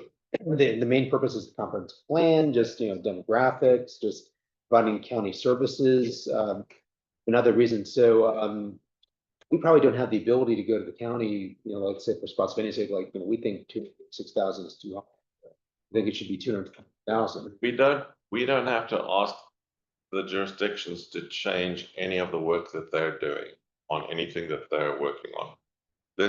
These numbers only go into the travel demand model. So we don't have to say, hey, no, sorry, you got to change your comprehensive plan, City of Fredericksburg, it's all wrong. What you decide in your plan is your business. This is only FAMPA's travel demand model, but it also affects the rural counties because we made a decision to not remove the rural counties from our model because we wanted to know what goes on with the traffic outside of our model. And so we kept it in. So it does affect the rural jurisdictions as well. So the two thoughts I have on this is, do we have the ability to go back and kind of do a backcast on what, say like when 2000, what were they predicting in 20? I was trying to do that, and again, it's challenging because there's a lot of emails back and forth, but generally I can show that they're always like 1 year out. 2019's projections for 2020, they were 2% low. If you go back to 16, 2 and 4% based on that number. The trick is that they go back and revise it and quietly, at least on the publicly side, without emails to staff members, remove that because they don't want to tell what they make. So I set John that task. So he did a lot of work, and it's really difficult to do because they delete their old data. So we had to write to them and ask them to give us their old data. And there are some of the results there. You see that they undercount our region, but they don't undercount it by more than 10%. They undercount it by a smaller percentage. But 2% in 1 year gets magnified over a projection to 2050. So like, true, but again, we're getting into this area where it's too different. You have multiple methodologies, like they don't always agree with the census. Like they actually have to realign once the census data comes out. My thing is that our projections are probably on the more optimistic end of growth. Theirs is much more pessimistic. We just have to align that because we're too far out of agreement. And really, most of the disagreement, a little bit in Stafford, although the jobs thing that they're complaining about, we're not seeing the case in the data, but we see it more of a disagreement in Spotsylvania's. Whether or not, it's really the question is Spotsylvania going to kind of close the population gap that historically Spotsylvania and Stafford had actually been a lot closer in population? This is probably most of they've been divergent, or is that trend going to continue? And I think that's ultimately what Walden Cooper versus our model is disagreeing on, is saying nope, they're going to close the gap. Walden Cooper says nope, the gap's going to grow. Yes. To kind of answer your question, it's not Weldon Cooper, but the original Famco travel demand model, 1994, I guess. Its out year was 2020. City of Fredericksburg, 26,000. Spotsylvania County was 102,000. Stafford County was 127,000. So actuals were 28,000, 140,000, and 157. So for our jurisdictions, it's significantly undercounted. The original Famco travel demand model, where that came from, how that was derived, I do not know. That's just the original inputs that went into it, and we've obviously had a ton of updates. So our model is currently definitely not under predicting. There's no question. And I personally are under predicting. Huh? Right now we're under near term, we're under predicting. I think long term we're probably over predicting. It's the growth rate. That's the question. Yes, the problem is in those outer years. The problem is not now. The first 10 years the model is fine. It's when you get to 2050, it blows it out. And remember that VDOT is now in a cycle of rebuilding the model from scratch every 5 years. So what's going to happen is that we are in year 2 or 3 now. So in a couple more years, they're going to rebuild this model again. And they're going to tell us again when they rebuild the model that the new Weldon Cooper numbers, which are X plus 10%, is the highest number that they will accept for us to predict. So every 5 years, the prediction is going to change. Our prediction and their prediction is going to change every 5 years. However, right now, they're saying that in the outer years, our model is way over, not just a little bit over, way over. So I guess what I would say is I think we do need to have a meeting with the state, but I think we need to do our homework some. I know, like, what Matthew said, that Stafford can do spots of anything too, just to look at like how much RIF we have approved. But if we could find out more information to document the past forecast from Weldon Cooper and the model, and I can say just knowing the history of FAMPO, basically going back to the 1994 model, that model was created basically in-house by TMPD, basically staff. There wasn't like an NPO that's, point in time. So I'm pretty sure they would have used Weldon Cooper for that. So there's numbers that Matthew said probably were the Weldon Cooper figures at that point, but I think we need to, when we meet with, we have to have data to back up our concerns, and we need to have a discussion about this. The other questions with the 2055 LRTP, when would the demographics for that be updated? Just ask that question again. For the 2055 LRTP, Yes. when would the demographics be updated? So we are going to start just the beginning of updating the LRTP in FY26, right? So we would have simultaneous processes that would kick off in FY26. We would have to get a consultant to update the system's performance report, so we'd have to work on the contract to do that, but I anticipate that happening in FY27 because that's where the funding, sufficient funding is. The I wouldn't want to start I wouldn't want to start doing this until so you got to synchronize the update of the travel demand model with the update of the LRTP. Otherwise, what you end up doing is having a travel demand update, and you base your new LRTP on an out-of-date model. So I think I'd like to say not in calendar year 25. So I would say in calendar year 26, we would do it. I mean, could we wait until back to the state?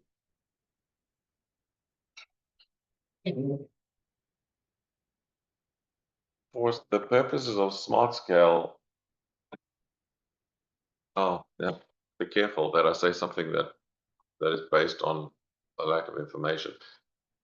Studies that are using this model, right, including pipeline and whatever else. So I would like to say that it doesn't affect this next round of smart scale, but I don't know, frankly, factually, whether the studies that are being done now, I mean, those studies help me, those current pipeline and star studies, what year of congestion in the future what's the build year? What's the build year for those studies? So they do go out to 2050, like the Route 17 one, like there's an interim year. See, that's the problem. But the 2050 is the out year. That's the problem. Those studies are saying, no, this is what the future looks like. I don't know whether that's going to affect smart scale. Actually, I have a good question, example / question in Stafford. The Bristol Road pipeline / Route 17, the engineers have disagreements on the projected growth volumes for that. The model says 12%, you got saying 1%, and so there's a lot of disagreement that we sent in a comment. We have a John is making that point to the consultant because we're saying that it's not okay that there's such a big divergence between. Yeah, we're The not. model's wrong. I mean, I can tell you that, well, I don't know, remember, it showed 5,700 or 7,800 in north of Chester Road. That's not happening. Yeah, There's, the population, we agree, like, we're not married to the 12%, we actually think it's lower, but we also the 1%. So our model is therefore defective in this one Oh, study. what they're There's basing an it off of example. is also past data, which shows. I had other questions. Near zero growth. Projections, but yeah, but that would be the prime example of if you have an issue with the model, might have a weird default that also might not capture. So, So for the study, they're suggesting a figure that they've decided on because the model figure is too high. Study in particular. There are other studies that we've actually looked at different. Same study because they're very different. So around 17. Yeah. I can see how different they are that and trust though because they are very different functions. So we have done that in the past. So let me make a proposal.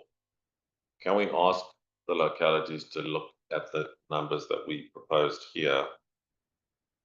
Because we're not going to meet again until August. So you've got the whole of June and the whole of July to review these numbers and to then come back with a proposal in August as to what we do. Because if we're not going to meet anyway, there's nothing I can do between now and August, other than email and facilitate meetings if you want meetings. But if the localities could come back with a recommendation in August as to what FAMPA should do with the travel demand model, then we have something we can action in August. Does that give you enough time to look at numbers? Yeah, we're doing it this summer, as soon as something gets approved. So we can come back with numbers, but like if we come back with numbers and they don't do it well, what are we actually? I mean, then we make a decision. Do we make a decision to fight back, or do we make a decision to accept it for the model because it gets us through the smart scale process? I mean, we make that decision in August. Well, y'all can make that. Y'all make that decision today. It sounds like you have a decision today between Stafford and Pennsylvania. Well, I mean, Stafford is saying that they think there's some numbers in the model that are wrong, right? Yeah. And Spotsy is saying we think what the numbers are correct in the model, or So I guess the concern that we have is just that the Weldon Cooper numbers are too low and if we switch to those, that will then start severely underestimating those who travel in Spotsylvania. we agree with that statement, but I don't think what you said is what you mean. The Weldon Cooper numbers we agree are too low. I don't think there's anybody in this room who so far said that that's not the case. We think the Weldon Cooper numbers are too low, but they are saying, fine, go up to Weldon Cooper plus another 10% growth. And I'm at the point where I'm prepared to accept that because the more we dig into this, the bigger the rabbit hole becomes. John's been working on this for a month, I think, and eventually came to me and said, it's no point fighting with Weldon Cooper because they keep changing their mind about the number. So it's very difficult to prove that they're wrong and somebody else is right. It's really, really hard to prove that. So we're not arguing about the Weldon Cooper number now. We're arguing about the Weldon Cooper number plus 10%. That's the number we're arguing about. Is that sufficient to capture the undercount of Weldon Cooper? Or is it not? And if it's not, we then have a massive fight on our hands to prove that the state is wrong. Well, I guess what I say is I think we need a conversation with the state, not a massive fight. Yeah. But when there's been no conversation, it just come back to they're going to accept this. Doesn't seem to make a lot of sense. Staff have had some conversations with them, and they are fairly adamant. They have a long list of reasons why we should accept what they say. Let's take the TAC having a conversation with them. I think that's easy enough to do. Maybe we could request Weldon Cooper come to the August meeting, give a presentation on how they do their population projections. I don't know if they come, but just a thought. Sure. You want me to ask? Yes. Okay. Invite Weldon Cooper to August.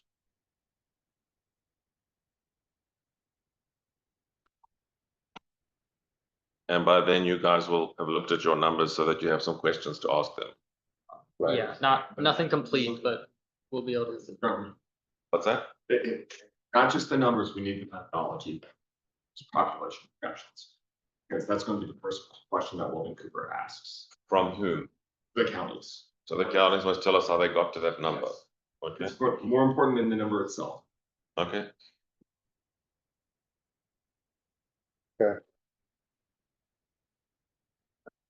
All right, so let's do the next agenda item. So this is 7E, the adoption of the CMAC CR SPG methodology. And 5E. 5E. Let's start with 5E. The question I had on 5E was, given just the deficit, it had to be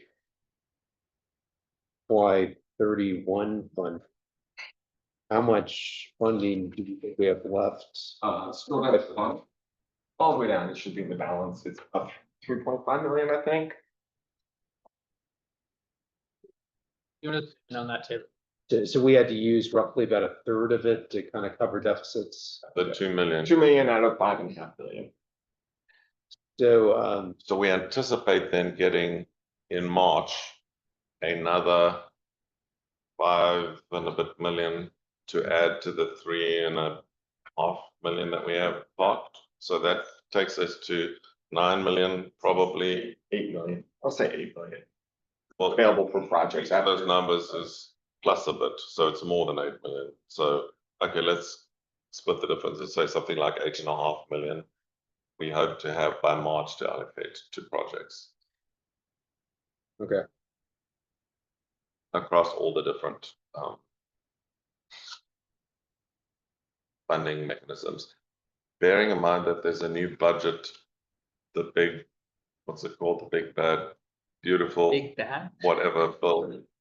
So that bill may change these numbers, right? So we're working on the assumption that all things being equal, we will have 8.5 or so million to allocate in March, depending on what happens in Congress. Which these days you have to give as a qualifier because you don't know. There's lots of unknown. did anyone on the committee have any questions or comments just on the draft allocations for CMAC, CR, and STBG? Okay, hearing none, I'll ask for a motion to approve. Both 5E and 7E or just 5E? For Just 5E. For 5E, okay. 5E, 5E. There a second? I'll second. All in favor? Aye. Any opposed? The motion passes. So, 7E. yeah, I want to talk a little bit about 70. So we had a couple just kind of big questions. We want to go into all the little items, but big question, a couple. First is, have we confirmed with VDOT and Federal Highway that we definitely no longer need basically a methodology to rate the non-transit projects?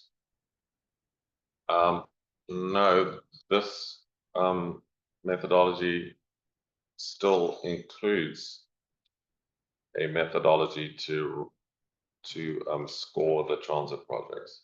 For the transit, but for the non-transit, So, like for the highway projects or the bike ped.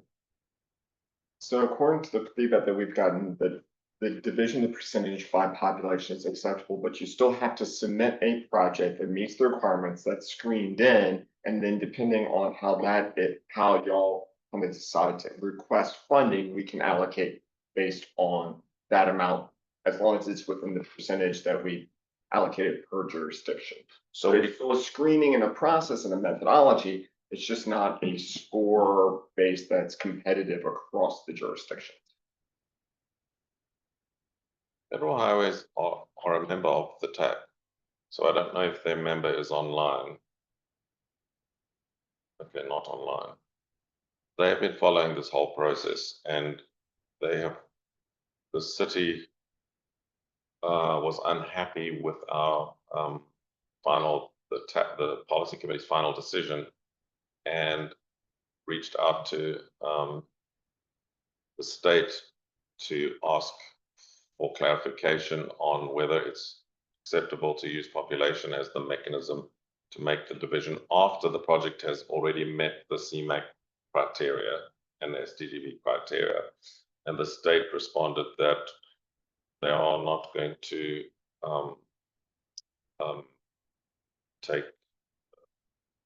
exception to the policy committee's decision. And I believe the city also approached Federal Highways and got a similar response. We did, yeah. So the city has actually appealed this and said they don't agree, and the state and the Federal Highways has decided they're not going to block this decision by the MPO. So I'm assuming that that means that they're happy with the way we are approaching it. But they're not unhappy. Yes, pardon, they are not unhappy enough with the process to intervene. They're accepting the decision. Okay.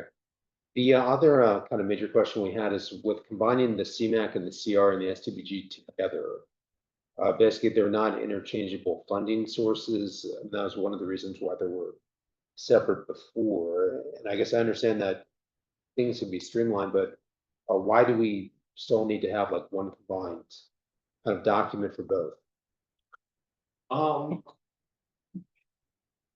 That was mostly just for streamlining, so we didn't have a 40-page document for each one that was basically reusing the same languages. So we just created, it was a subset of a methodology. We released the call for projects at the same time. We're kind of scoring for dual eligible projects or projects that jurisdictions.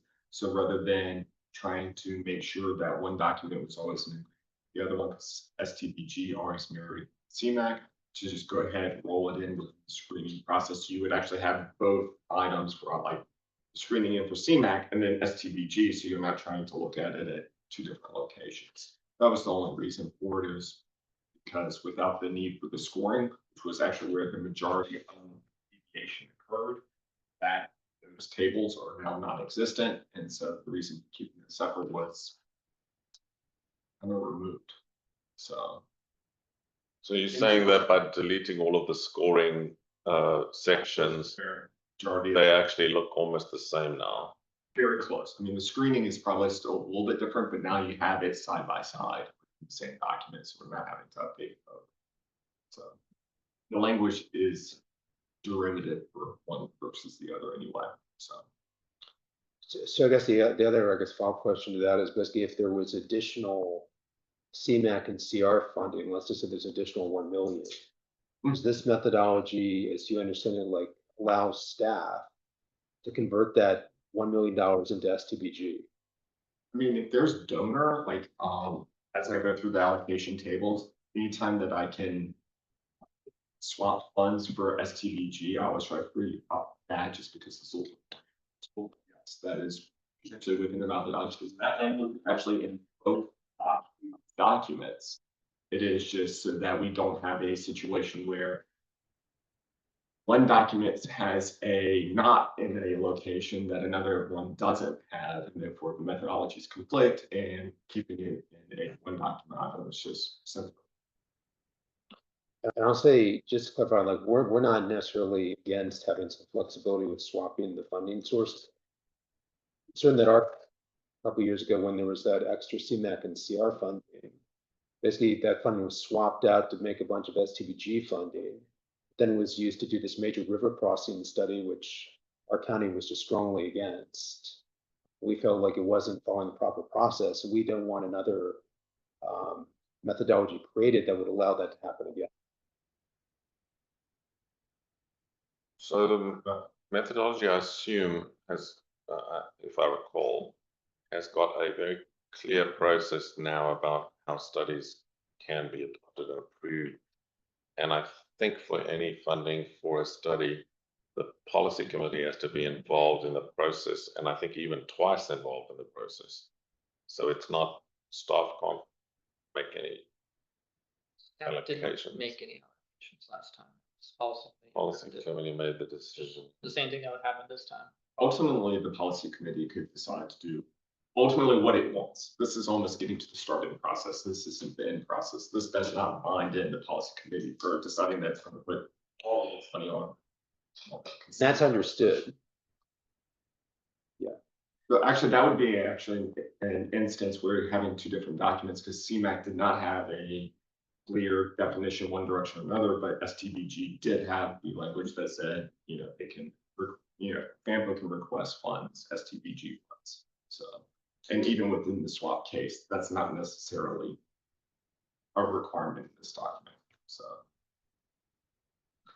So I guess what I'm gonna propose is that kind of, the committee give kind of staff kind of final comments within 2 weeks. And then we're basically, we moved for this item to have it be an action item at the August meeting. Did we not already do that? Postpone it once. What additional comments do you guys anticipate? We've had several weeks, months since this was last on the agenda. We have several, and I don't want to go into the weeds about that right now, just because we have a time constraint. But we're not prepared for this today. So in terms of those comments, unless they are like errors or medical issues or sort of thing, I'm not sure that it helps sending staff those comments, because what we need to do is send them to the TAC. We'll make whatever amendments the TAC wants. But if they substantive changes, then it's a TAC and a policy decision, not a staff decision. Staff will, I mean, if there are obvious errors, if there are obvious things that we've misunderstood from decisions that have been made by the policy committee or TAC, obviously then we can fix those. But if it's substantial changes to the methodology, then they need to come here. So I'll say with our, by what they are, need to be on this that I asked. So we've got that, so we Okay. can Okay. now. Okay, but I mean, I'm suggesting that we make those decisions here. Okay, I mean, we can do that. We can bring it back for discussion in August. Yeah, because we don't like weigh into if it's a policy type thing. We Sure.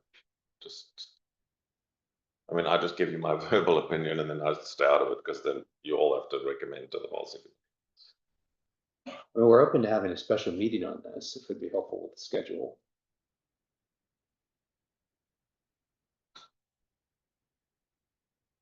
Either way, I mean, either bring them to the TAC and the TAC can make a recommendation on the amendments, or meeting. I don't. I mean, if you all aren't comfortable voting, this has been on the agenda. We've had time to ask questions, answer questions. It's just kind of a way that we can push this to a future meeting. We do need, in terms of the timeline, just with whatever you want to do, we have to, if we're going to stick to the schedule, we have to approve this in August. That's the last, this will be the last time we can delay it, because we want to issue a call for projects in September. So then we have to have the methodology approved before we issue a call for projects on the methodology that has been approved. And we're kind of in a unique position where the policy committee has voted and accepted the percentage breakout. But we still also have a currently accepted methodology document that's also approved by the policy committee. So this is really just updating this document decision the policy committee's made. Yeah. Could we have a special meeting just to discuss this TAC that might be kind of back to back with the rural TAC in July? I will not be here in July. Term First 3. You will mentally. Definitely mentally not yet. Yes. They're not? No, No. we're gonna be in They're going to be in Carolina, Okay. King George.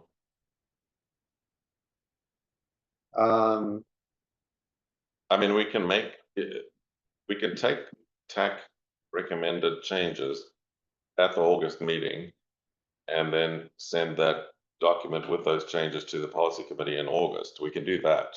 That's doable. We're just going to be forced to vote in August. You will be forced to vote in the meeting on those changes. Could we do like a special TAC meeting that was like a web meeting in late June? We can. If members are, if we have a quorum, we have to obviously give public notice, so we need 2 weeks. Sorry, not 2 weeks, we need 3 days public notice. And we need a quorum. If we don't have a quorum, then it's on at the meeting. Also, mean, you give all of the comments beforehand, so. Yeah, we said basically we would get ours in within 2 weeks. Okay. I mean, I'm fine with an in-person meeting later in June too, but Yeah, we could do in person too. I just thought. web was easier. Are we looking at a Monday? At the 23rd. Putting up my calendar in a second.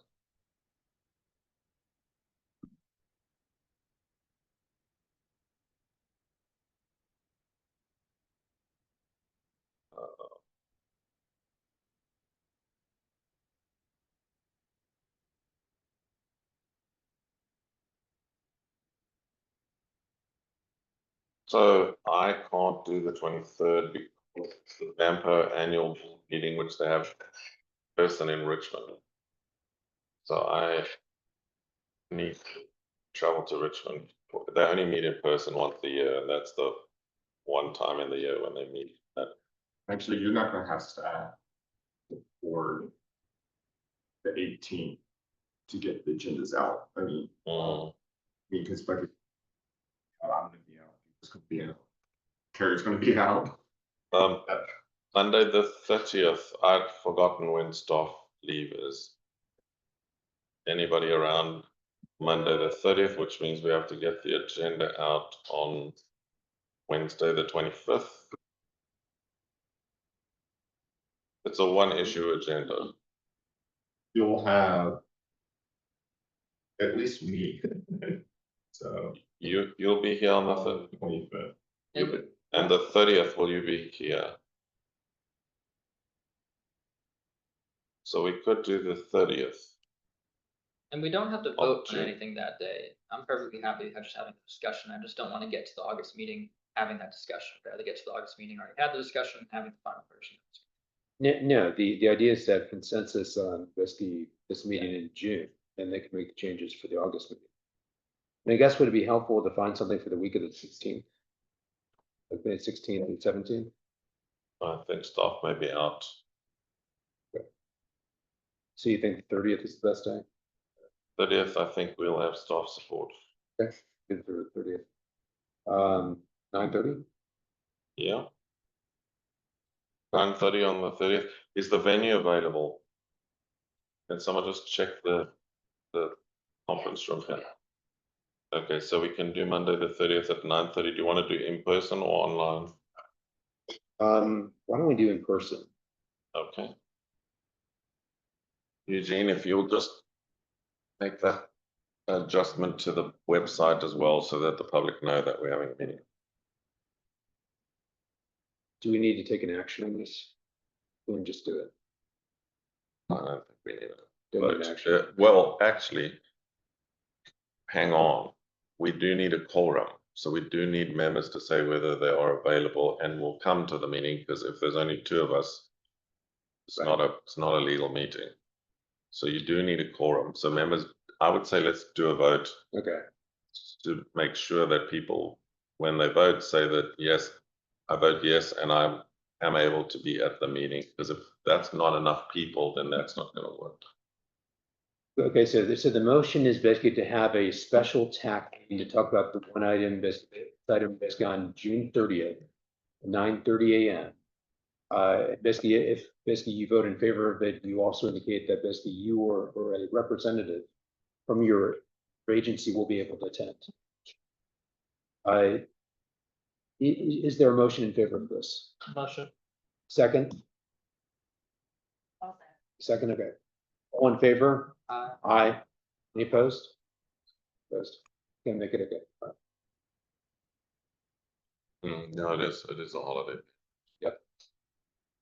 Sorry, a vacation period. Excuse my language.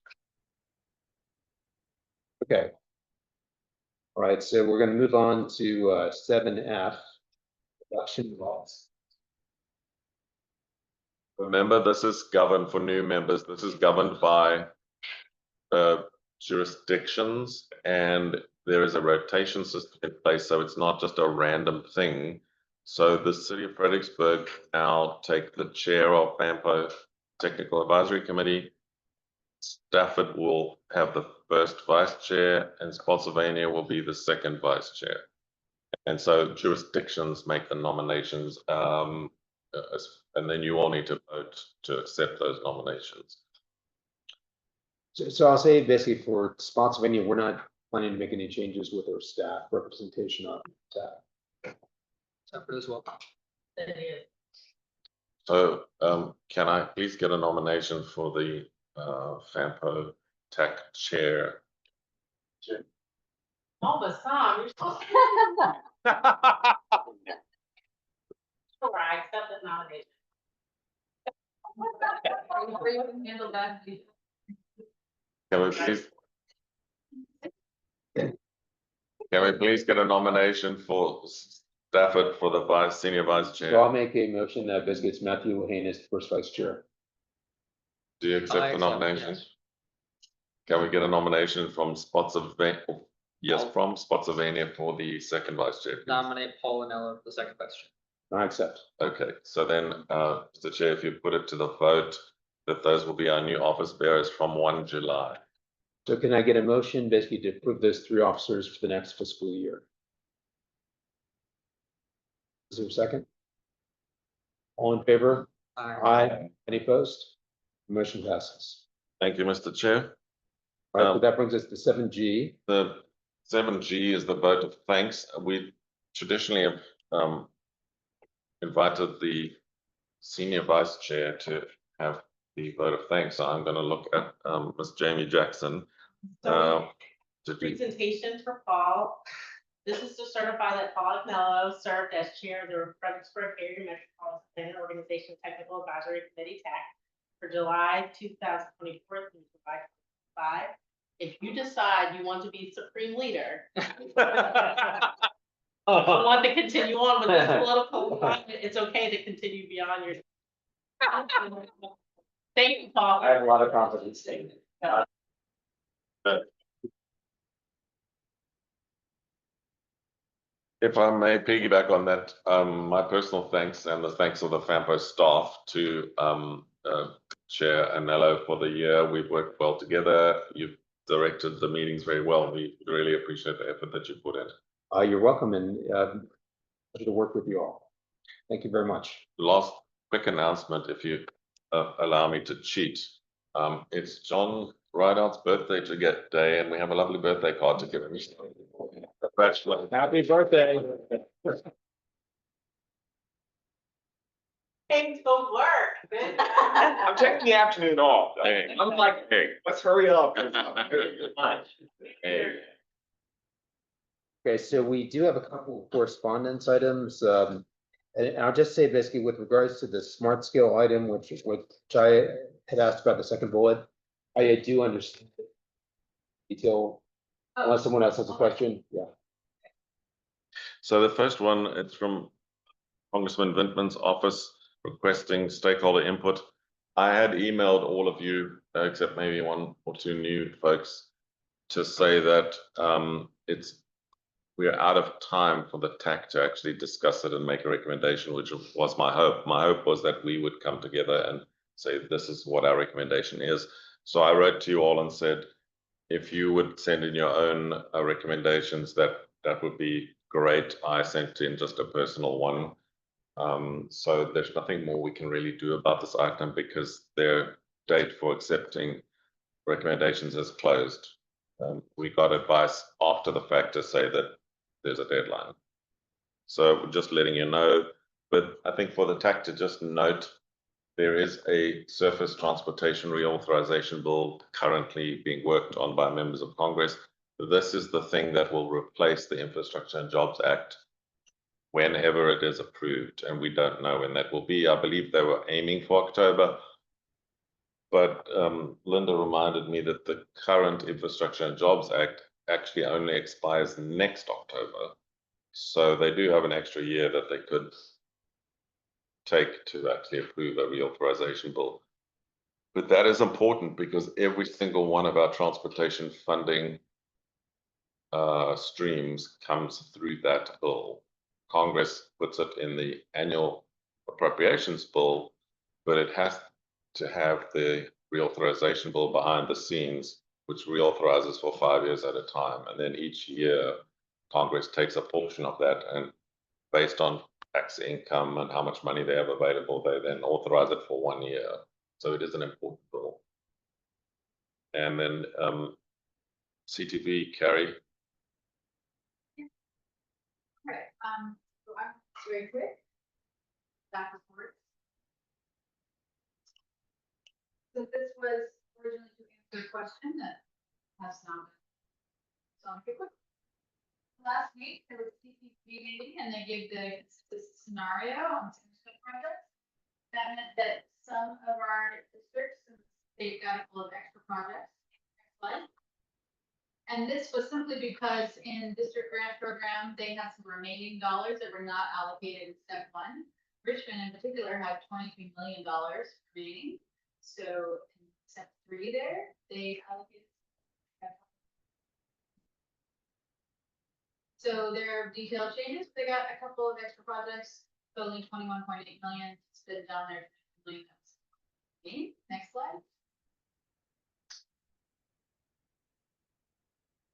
You can look at the other packet. These are the other changes. Some of the districts swapped out for other projects. And some of them just held the remaining district grant program funding in reserve, just like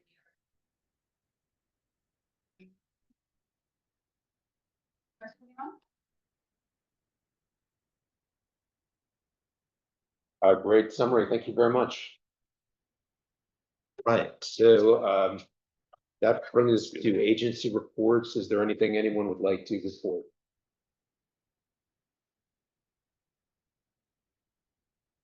Okay. Nothing.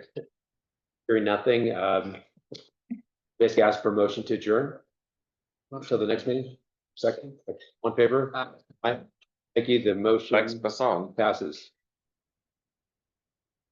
We will see you in August. June. See you June 30th. Yeah. See you June Yeah. 30th June in 30th, this okay. room, and then see you in August.